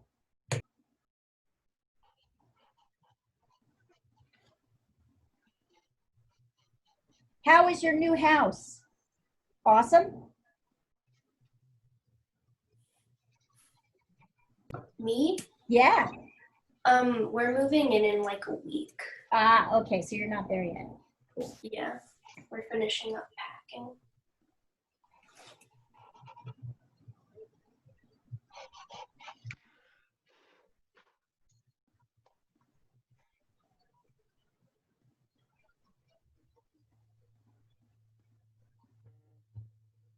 Let's see. Oh, not bad, Elizabeth. Not bad at all. Really good. I would say if you can bring his head, so can you see where I'm pointing here? His head needs to come out farther and then straight down. This is almost more like it's not so it comes up more and then over. So if you can bring in a little bit more of his head behind his ear, that's pretty good. Wonderful. Good job. Getting this shape is really hard. It's just really hard. Mentally, it's impossible. It just doesn't do what we think. It doesn't.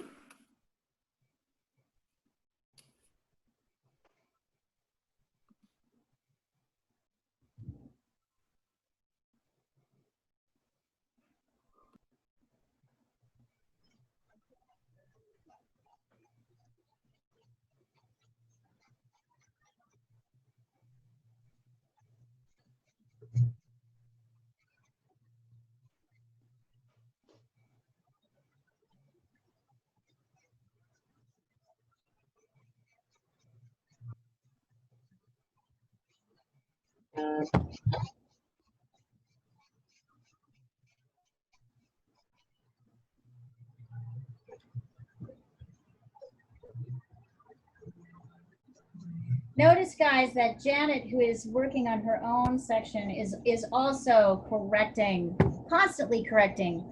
Even though it looks like she's got a pretty finished, drawing in pastel, she's still correcting. She's still able to go, oh, I need to bring the eye up a little or down a little bit. So the idea of this technique is that you can continue to make those adjustments as you're going along. I feel like I had this. Yep. Okay, I gotta do this.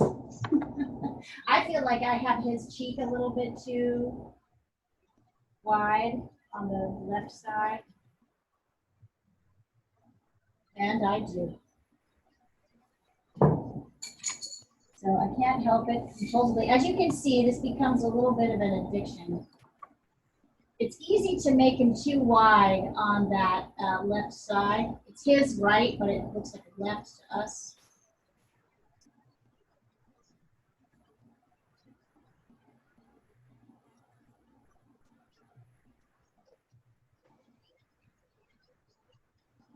Wow.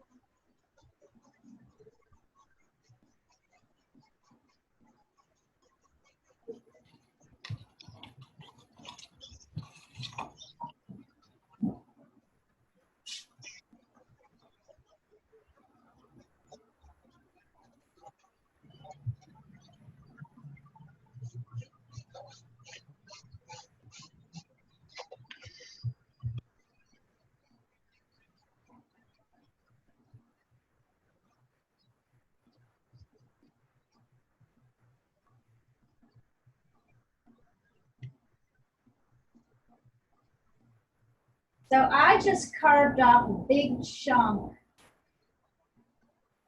off the left side of him in my drawing. You might notice that is happening in yours as well. If his face is looking too wide,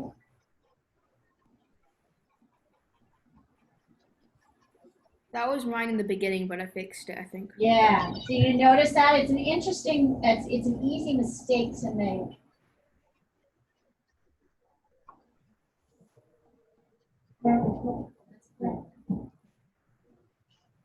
I think I may have over detailed his ear. So just take your hand, Jack, and sort of like brush off the charcoal a little bit, and that usually helps.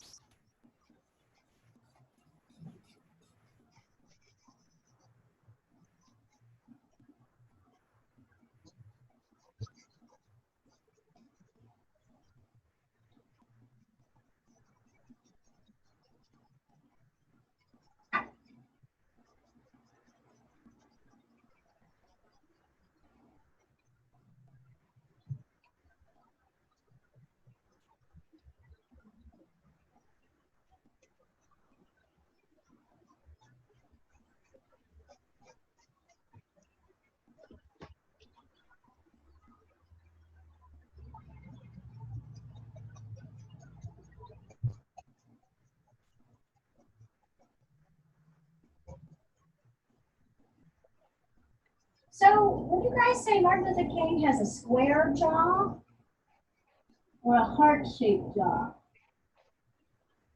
It's square. I'm seeing square. Yeah, he's square.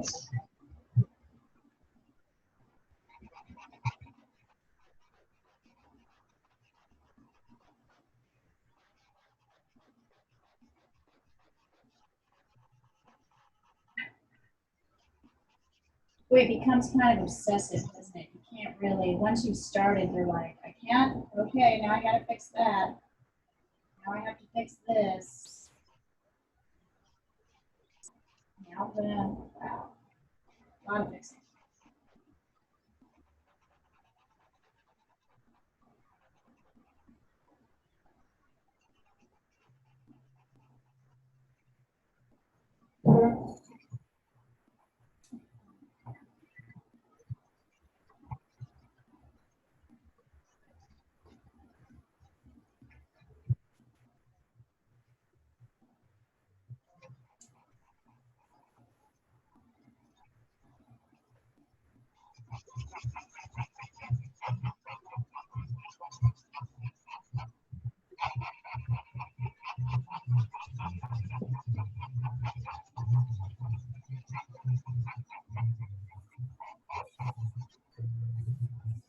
So I used to teach kind of more rigidly to the measurements, meaning a quarter, the face is always here at a quarter, here at a halfway, here. But I found that that wasn't really very helpful. I found that like it was, oh, Edith, great. All right, Edith. My God, lovely, gorgeous. We will see you soon. And Edith, I will call you. It's been a little bit crazy, but I'd like to see you, so I'll call you. Nice.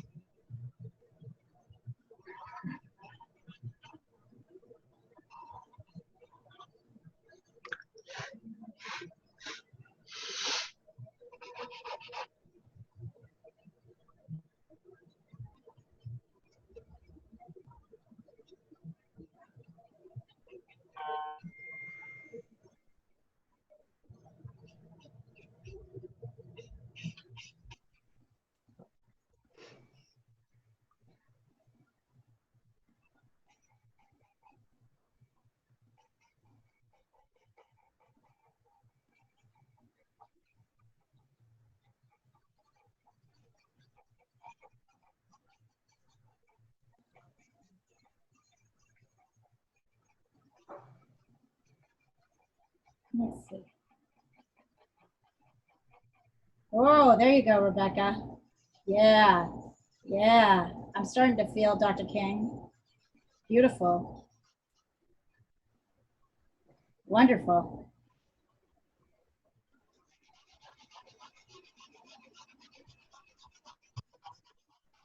Go ahead and Rebecca, this is just being nitpicky, but I'm gonna do it. Go ahead and put in a little bit of medium up here, right? Can you see how it's light here? Oh, right. And there's these kind, remember those shifts in the plane? I mean, Yeah. but I'm just being nitpicky. And you can get a little darker here. Yeah, I was just working on that. Yeah, wonderful.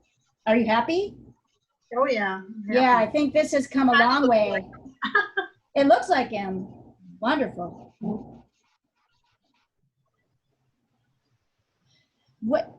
Doing this work, you guys, regardless of how well it does, will definitely help you become a better drawer and painter and everything else. So that's why we're bothering to spend the time to do something this hard. So we're spending this time, which kind of feels tedious and maybe perhaps beyond what you can do. It's hard. It's really hard, but it's worth it. And then when we do this again next year, you'll have so much more drawing experience under your belt, and it will be a different experience each time. It's good. It's really good.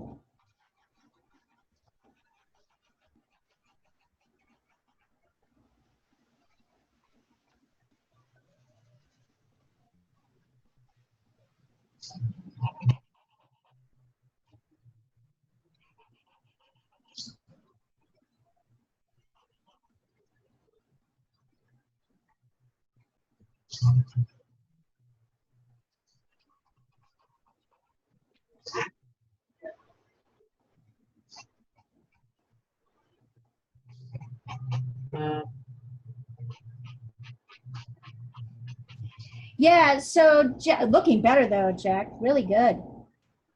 Okay, Suzanne, get it. Let's see. I'm checking your measurements now.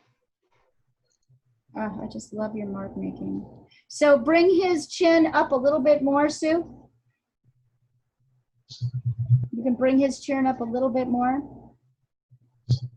And also notice that the shape of this is more at a diagonal. Can you see that? So I really struggled with this too. He doesn't come out like this and down. He comes at a diagonal on this side. So a little bit better, significantly. Jack, you can get rid of those lines now. And also, that's good, Jack. Good.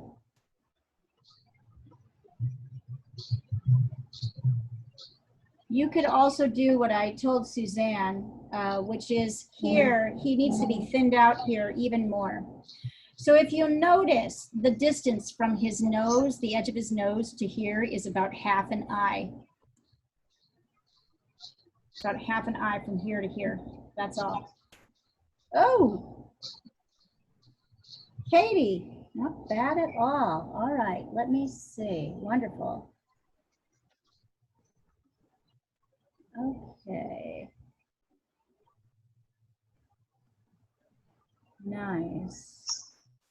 You have him a little bit bumpier, Katie, along the edge than he is. So let's thin out, and he's much lighter on this side of his face. This is all light here. See that? There's no. Yeah, I see that. Yeah.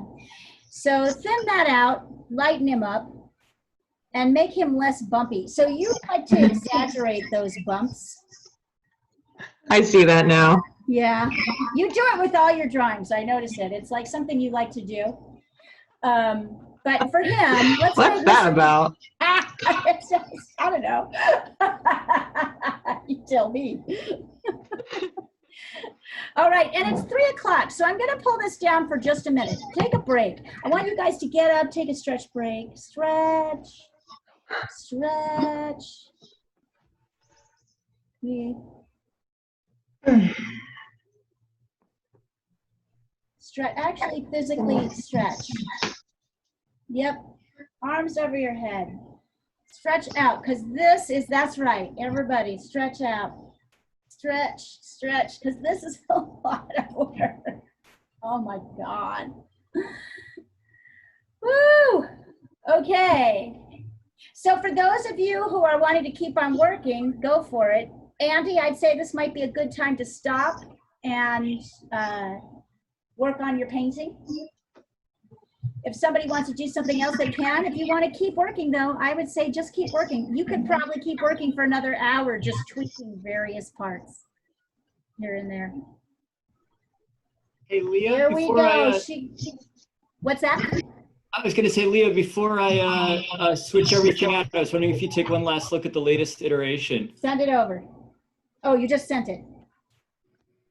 Okay, so Andy, I want you to really push your darks. Spend a minute pushing your darks. Where are the darkest parts of this this thing? Let me put it up and I'll show you. So it's very dark here in the eyes, in the irises. Yeah. It's very dark here. Yep. Very dark in the hair. Very dark here at the ear. Very dark with the mustache, right? Now I'm not really feeling the darks. So I want you to, before you move on, go ahead and push the darks darker in all those areas I pointed to. Here, here, here, here, the hair. But good. Oh boy, Janet. Look at Janet's latest. Yep.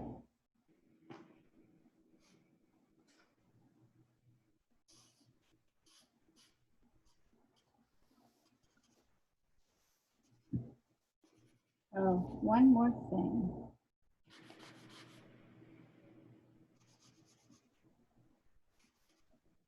Almost done.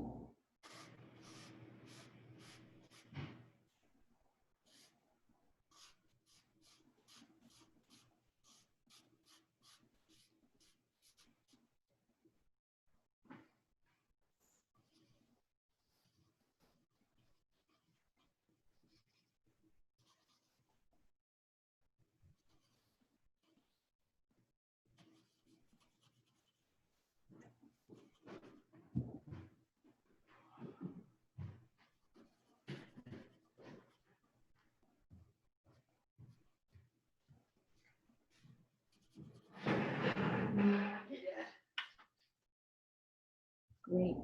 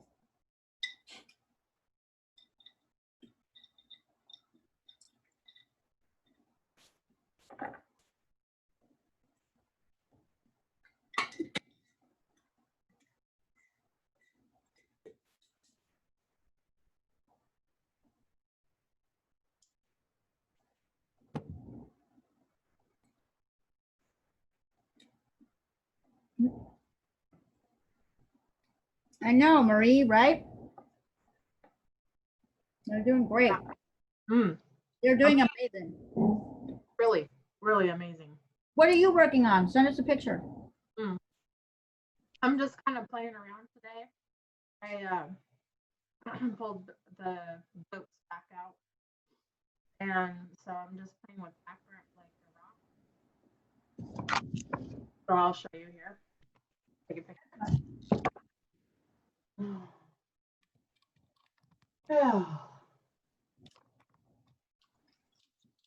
I saw you were packing up a commission today. That's always a nice feeling. Yeah, last thing I gotta do is varnish, so I'm gonna let it dry. But yeah, doing the sides and all that stuff, you know, takes time.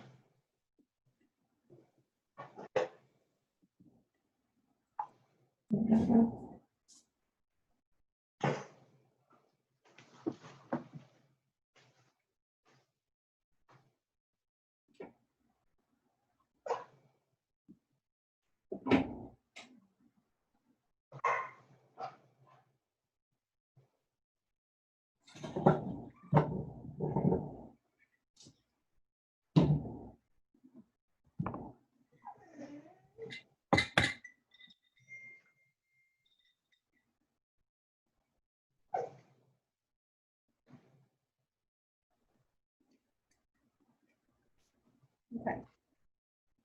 Ouch. That's really coming along. Thanks. I'm just So fun. yeah, just Lord. It looks a little like one of those Native American drawings, you know, older, like, it has a slightly primitive, I really like it. When I say primitive, I don't mean like primitive. I mean, it's got a very beautiful, simple designs that remind me of Native American drawings. Thank you. I'm trying to It's different for you, so I like that. yeah, and I'm trying to do it with you know how you told me to challenge about like how I do my mark making with my pastels. Mm-hmm. I'm trying to do it in my oil painting. I can see it. I can see it. I can see that you're doing it and it's working. So I'm practicing that. I don't know why it's easier to do it in pastel, but it just is. It's a mental. You don't have as many expectations about pastel as you do about other things, Maybe that's true. Yeah. right? Mm-hmm. And you have this feeling of, I mean, pastel, you've kind of earned that. Your pastel is where you've earned the right, you've given yourself the right to play around and move things around. Right. But that has become your medium to do that. Hey, Alex.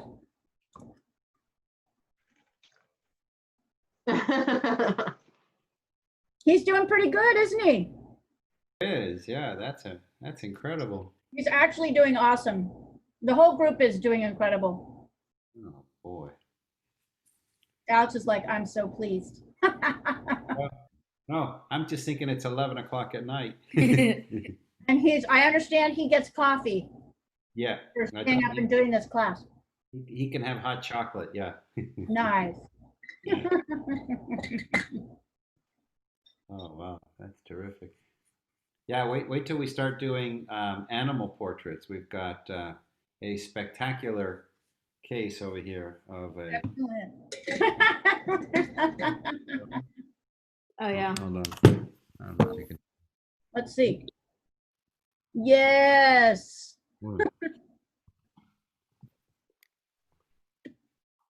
Oh. The dog is like, why aren't you in bed yet?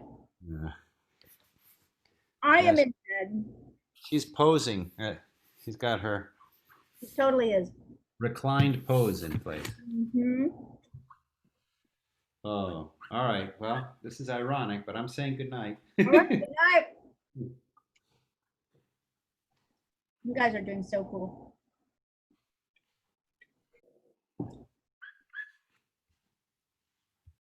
Marie, I'm going to try and find you some examples of what I mean. Yeah, So that would be great. I mean, that's what it's reminding me of. kind of Reminding me of my great Aunt Olive Rush's work, her later work. Oh, okay. And that's high praise because she was an incredible artist. Oh, thank you. Let me look and see if I can give you some. I'm kind of like making it up a little bit. I get it.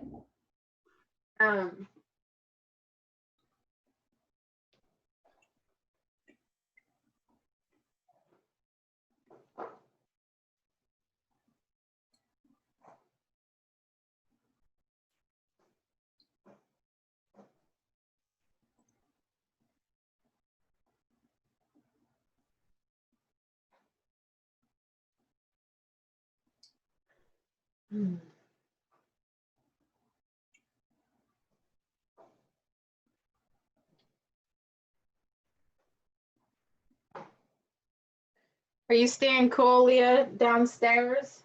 Yes, Oh, good. absolutely. And I got an air conditioning unit for the studio, so it's not too bad. Oh, that's even better. Good. Okay, Marie, this isn't exactly it, but I'm going to send you a couple pieces. Okay. Probably going to, well, let me see if I can get them across here. The thing is, can I share them on Google?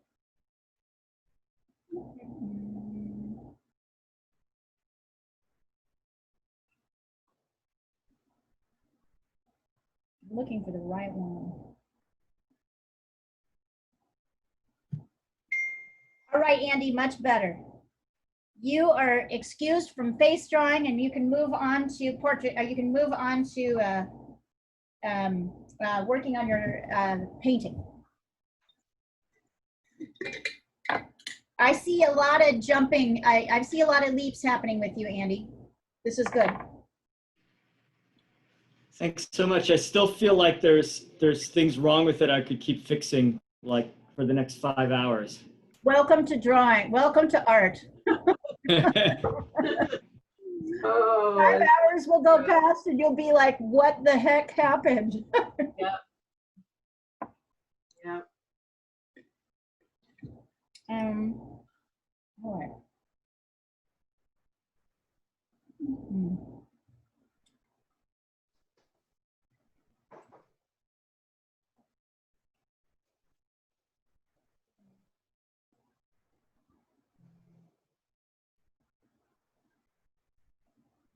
Okay, I mean a little bit this, Marie, but not really, but a little bit. Okay. I'm going to send it across the thread so people can see what I'm talking about. Okay.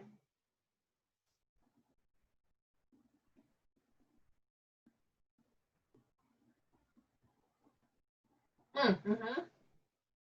Aren't those cool? Yeah. I mean, imagine you Wow.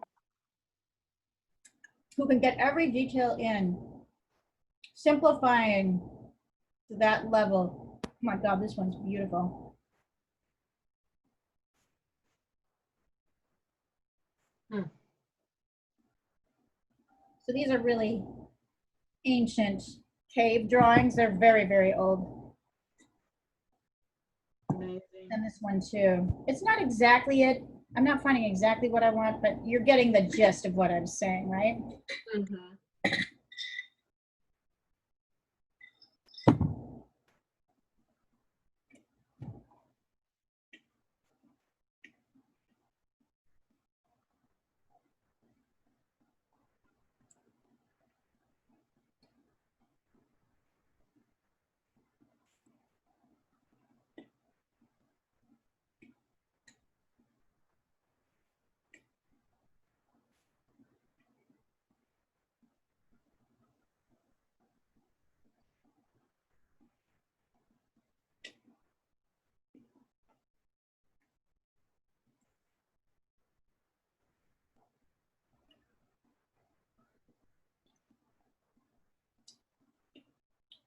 I love this one.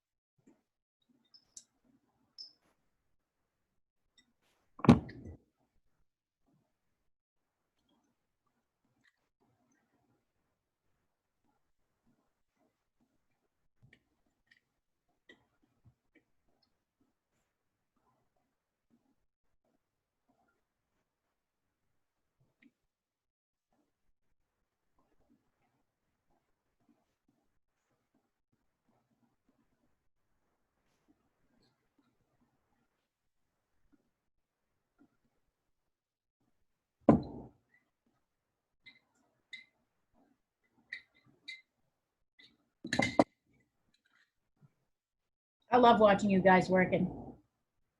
It's really lovely. I like watching everybody just sitting there quietly and doing their thing. This may be the only piece that we have. You know what I mean? Is this piece we create for ourselves.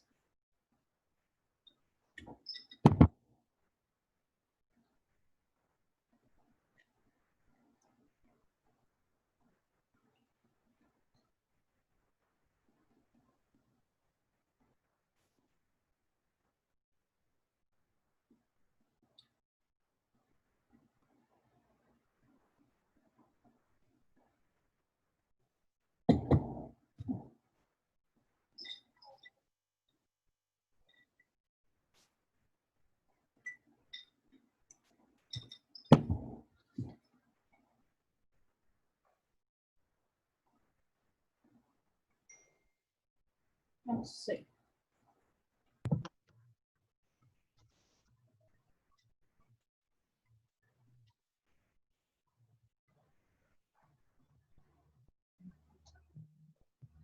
Oh yeah, Katie, that's good. I just feel the soul of him there.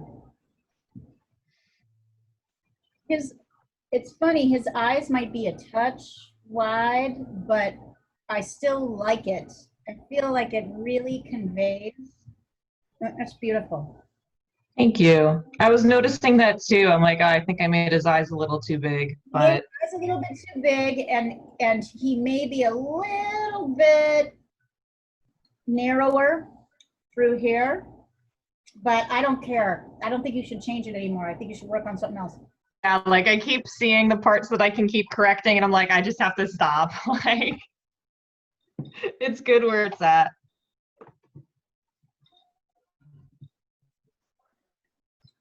That's good. What is the soul of Martin Luther King telling you, Kate, right now? He's telling me to move on. He's telling you to move on.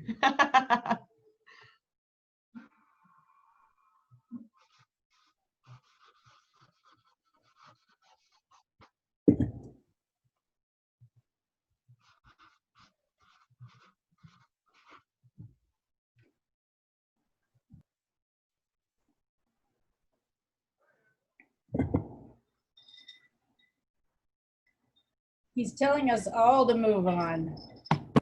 Jesus.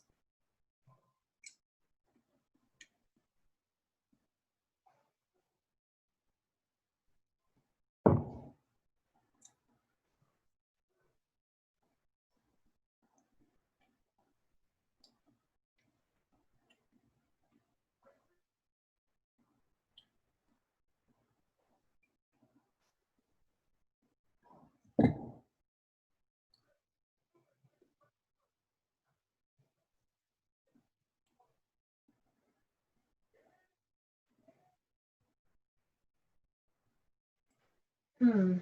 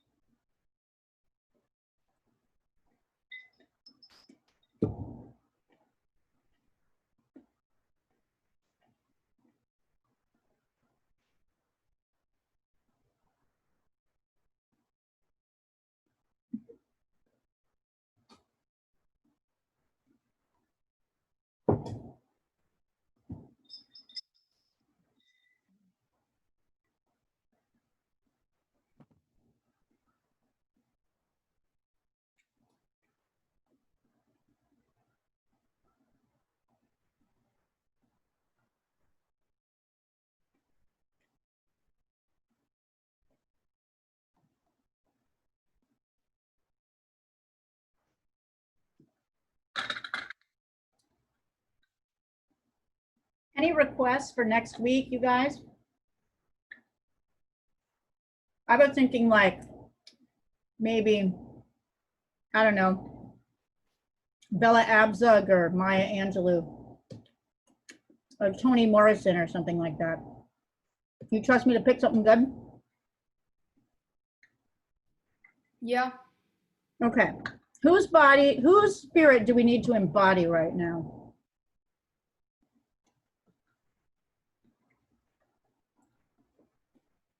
It'll be a woman. We can practice women. I'll come up with something good.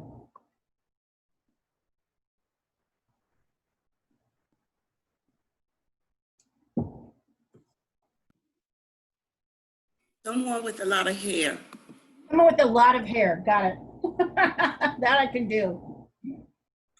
Yeah, I mean, hair is, to me, it's kind of difficult to draw. And even on this picture, like his hair, it looks like it's lighter in the back, Mm-hmm. it's darker in the front. I would think it would be darker in the back and lighter in the front. It's because the light is hitting him from this side. So, and kind of from the top.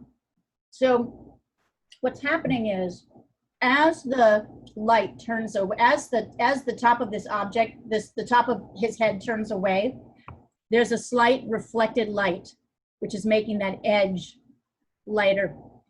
I have something, Sue, I'll send you. It's a very simple exercise on how to shade a sphere, and you'll see what I'm talking about. It's basically as the thing starts to turn around. We can do Oprah Winfrey. I love her. That would be fun. All right, let me take a look.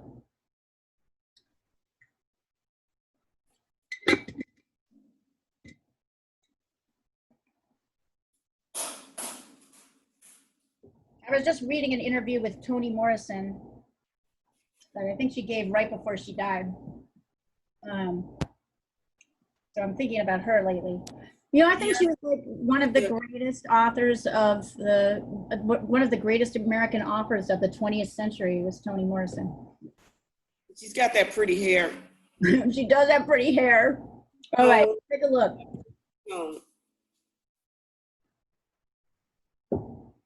Okay, so they've got to be one of the greatest of all time and pretty hair.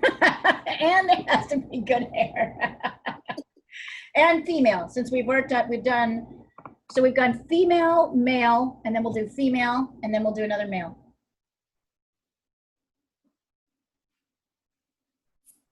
I don't know what's going on with his face anymore. I'm just going to send you the picture. You might have gotten, measurements might have gotten off, which is okay. That's what happens in this. I don't really think I should bother with his suit. Is that all right? Yeah, that's okay. We have about half an hour left, so you could either go to bed or you could keep working on other things, kiddo. It's up to you.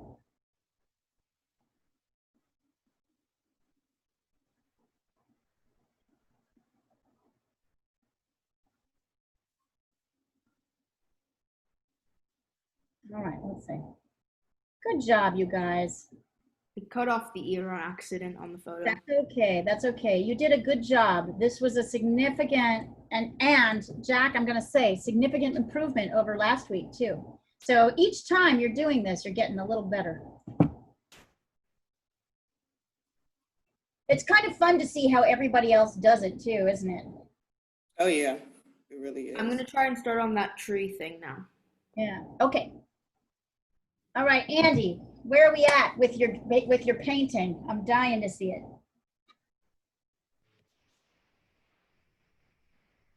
I'll send you some pictures right now. Hold on a second. Excellent. And congratulations on your on the essay book of losers. I thought that was such a great idea.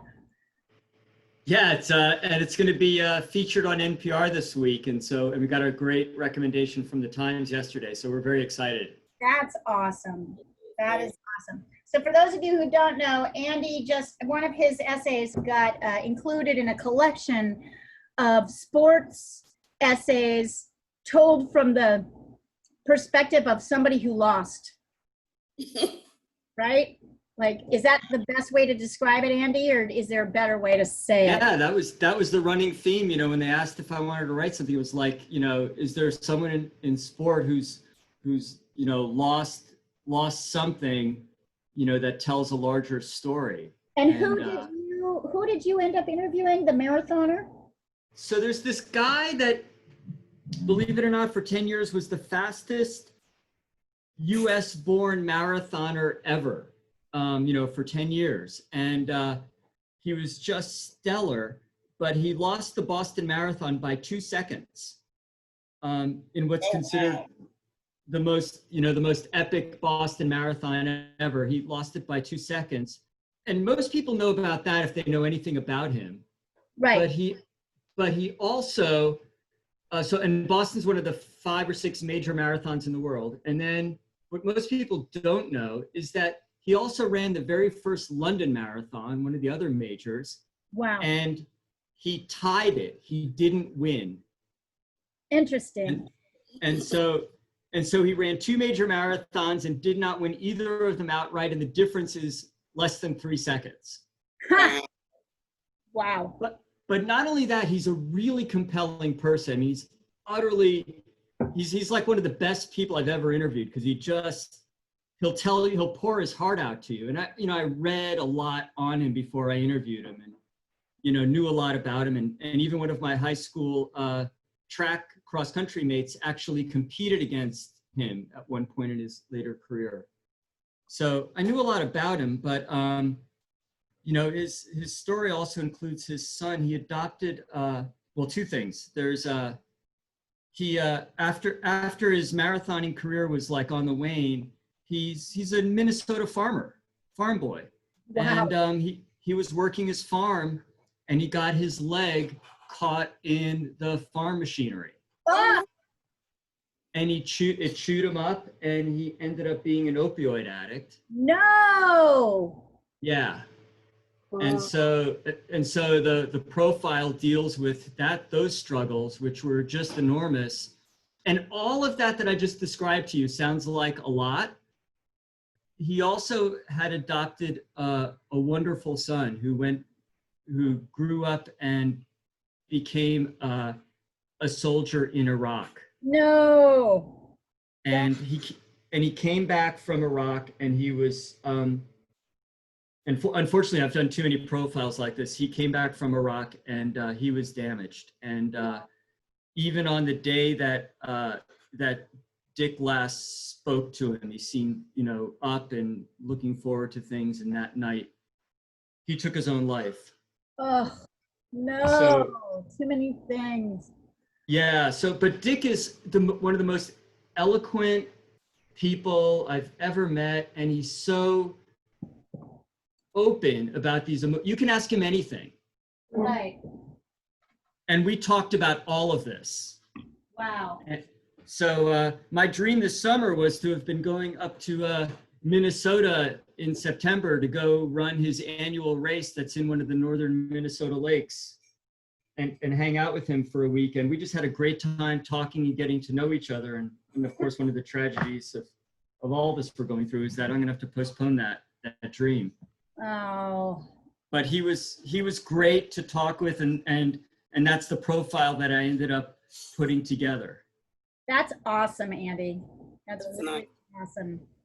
What a story. Have you ever read the article Lucky Jim, which was actually I think an Esquire piece by Elizabeth Gilbert back before her days of fame and writing terrible books? The Eat, Pray, Love woman. I hate those books. I think they're awful. But in her early career, she wrote about a guy named Jim. He was an ultra marathoner who at 18 lost a leg in a motorcycle accident, and then became the fastest one-legged man on earth. And he was participating in a triathlon in Hawaii, and somebody forgot to barricade a street that he was running through. Oh no. He got hit by a van and turned into a quadriplegic. Oh my God. Yeah. The story is called Lucky Jim. That's all I'll say. Sound like luck. That is all I will say. Oh, Andy, look at how rich these colors are already looking, Andy. From the layering and then pushing the darks. Hello, little lady. Here. Hello to everybody.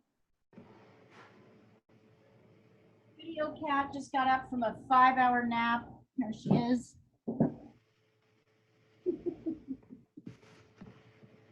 Hello to everybody. All right. Aw. Yeah, she's a good girl. All right. So anyway, let's see, where do we need to go? It's weird, Andy. I kind of like it like this. I kind of like the painting like this. I know there are other things that need to be done to it, though. Yeah, so the hills were a little bit more purpley. So you had me last week. I'm supposed to make a mixture of I'm going to mispronounce it, quinacridone red, Yep. and with blue, and try to get a little bit more purpley in it. And then that little front strip, there's like this little thin sandwich layer to the left. A little bit darker. A little bit darker, and then you said I should use some more white to mute out the layer behind. Yes. So did you do that, or do you want to No, do that's what I'm going to do next. Excellent. All right, let's do that. And then everything above the mountains is just underpainting that I need to go work on. Right, that as we well, need to but work on. Well, let's work on getting the values right on that. So you're going to basically mix a purple and then add a little bit of yellow and then white to create a kind of medium value muted purple, kind of grayish purple.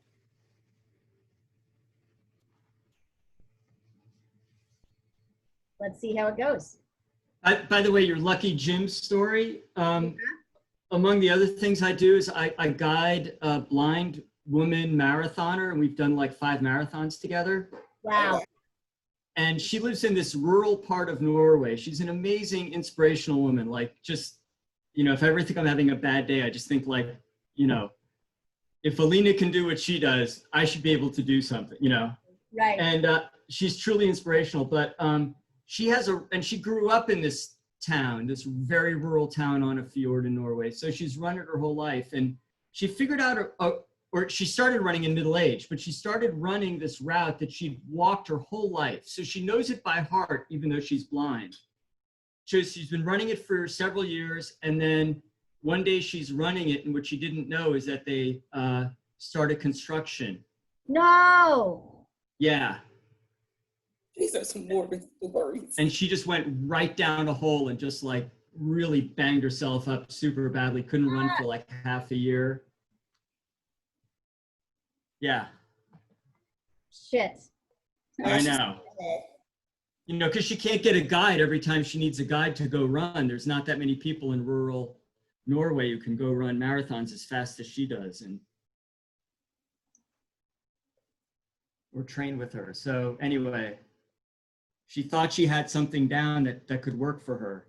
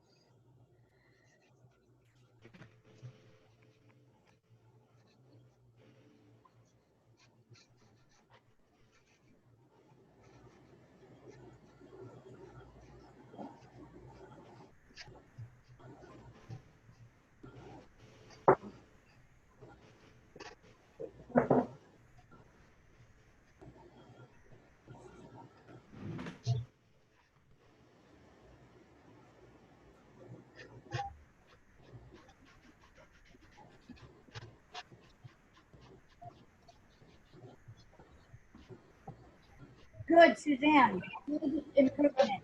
Excellent. Yeah, but I'm still missing something around his mouth. Yep. Yep. What's going on here? So notice that, Sue, look, notice how there's a tip up on this side. Yeah. Kind of tip and shorten. So right now you have his mustache exactly equal, but it isn't really. Longer on this side and it's shorter on this side. All right, let me try that. But this is much better. Getting the shape of his face is like this is massive improvement from the beginning of the class. Oh, yeah. Good correcting. Good correcting. Okay, good teaching.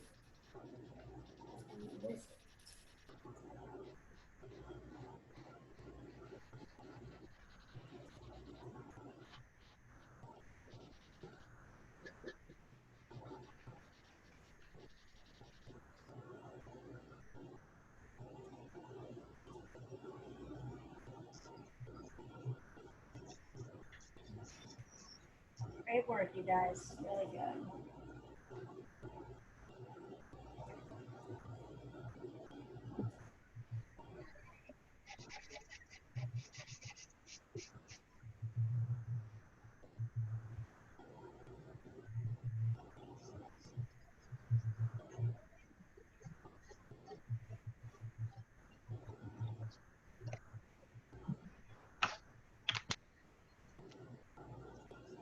Great work, you guys. I am just so impressed. Honestly, this is awesome. You've been working. You're working so hard. Beautiful. Great work. Jack, good work. Suzanne, really good work. It's just a fun drawing. It is, isn't it? He's just got wonderful features. Like you can see everything clearly. There's no smallness to anything. There's like, you know, nice shapes that are really easy to see. I mean, this explains it. You know, when you look at like why a person has power, in some ways it does have to do with what they look like, right? It's the only thing.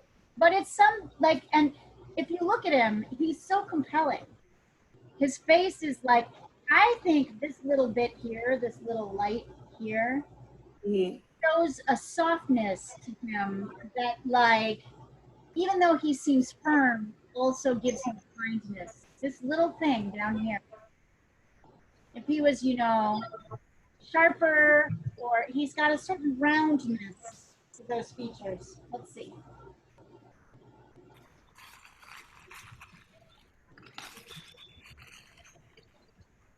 Yeah, Andy, that's it. You got it.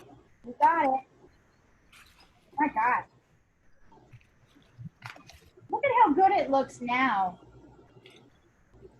So Andy, my thought is, if you have a little time, you might try to blend over the top, not at the very base, but try blending in a little bit of yellow where you see yellow in the sky. See that? So sort of over the top, kind of in the middle section. I'm sorry, when you say over the top, you mean like in the middle of the painting? I mean, Yeah. the middle of the photograph, like? Like, so over the, yes. So that sort of yellow strip that's kind of above the pink, the orangey pink one. Yep.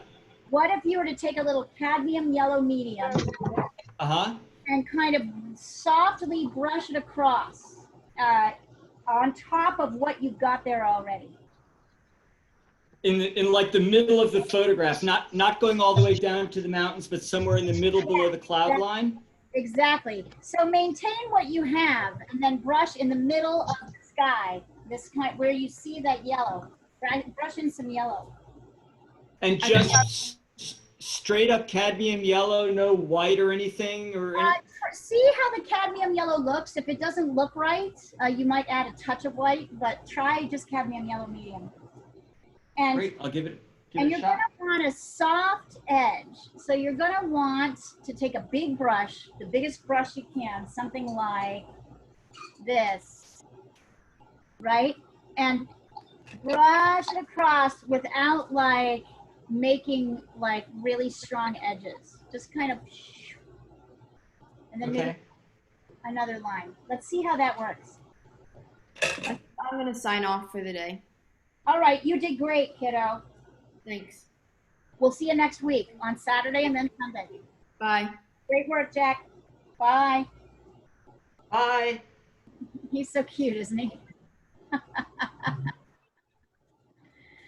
So Leah, I just sent you a picture of my Dante with the pearl earring, and I guess I'm wondering about my background. Oh, let's see. Is this in marker? It is.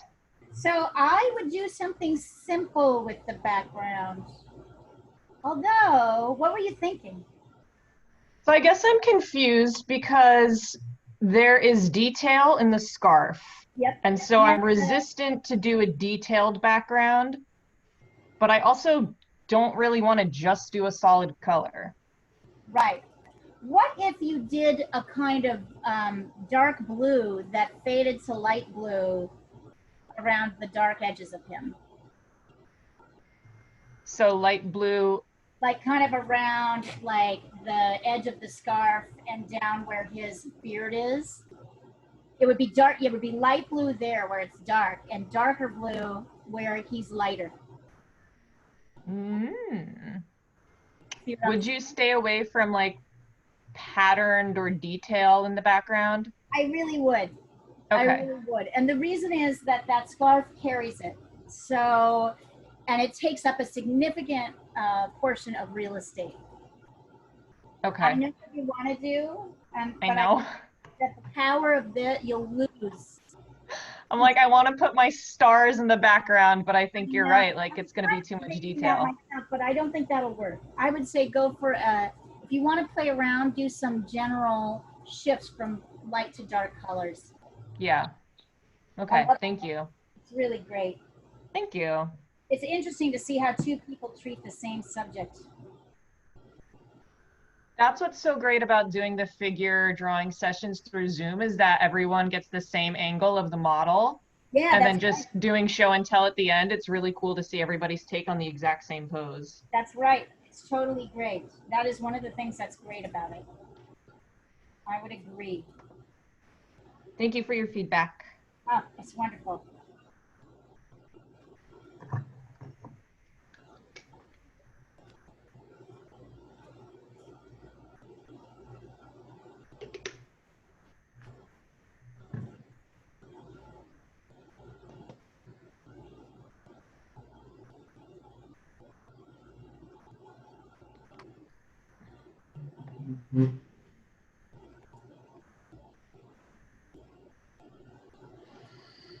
Wonderful work, everybody. We got it, but actually it's almost 4 o'clock. So let me pull this down. You all have it in your email. So you keep working on this. I would definitely say keep working on whatever it is you're doing. And text me. I'm just doing other things. I have a meeting at 5, but in an hour, but I'm still, let's see. Where is it? Here. Yeah, Andy, doesn't that look kind of cool? It does look kind of cool. And you see how these layers sort of influence each other.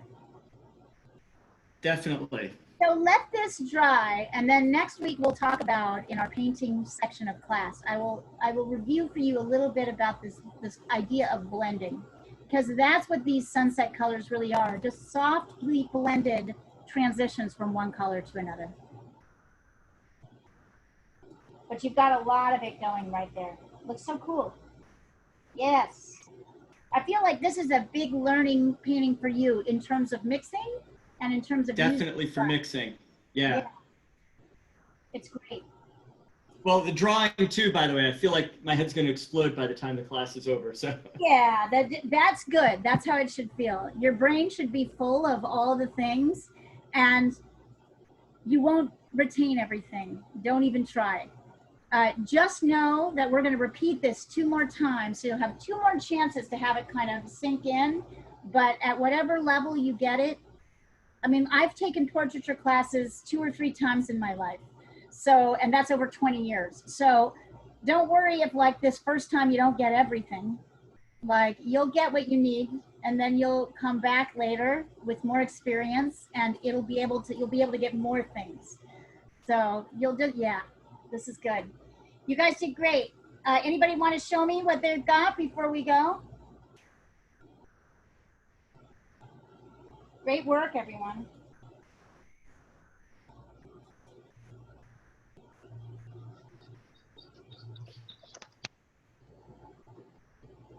I just wanted to share, Leah, that I was in such a bad mood when I started this class, and now I feel so calm and so happy, and I was seriously considering taking off from work tomorrow, and I'm like, no, I got it. I can go to work. I feel good. Yay! Oh, so thank you. Continue the feeling. Take it off anyway. Suzanne, fantastic evolution from start to finish. It's okay that it isn't exactly where you want it to be. It's a fantastic evolution from the beginning of class to the end. You're getting there. You're totally getting there. Wonderful. Wonderful. Elizabeth, do you want to show me anything else? Are you feeling pretty good? Rebecca, sending me anything else? I haven't really made anything new. Do you talk to her? How do you tell her? Okay, but this can definitely be used for your portfolio, right? Your Martin Luther King piece? Yeah, probably. Excellent.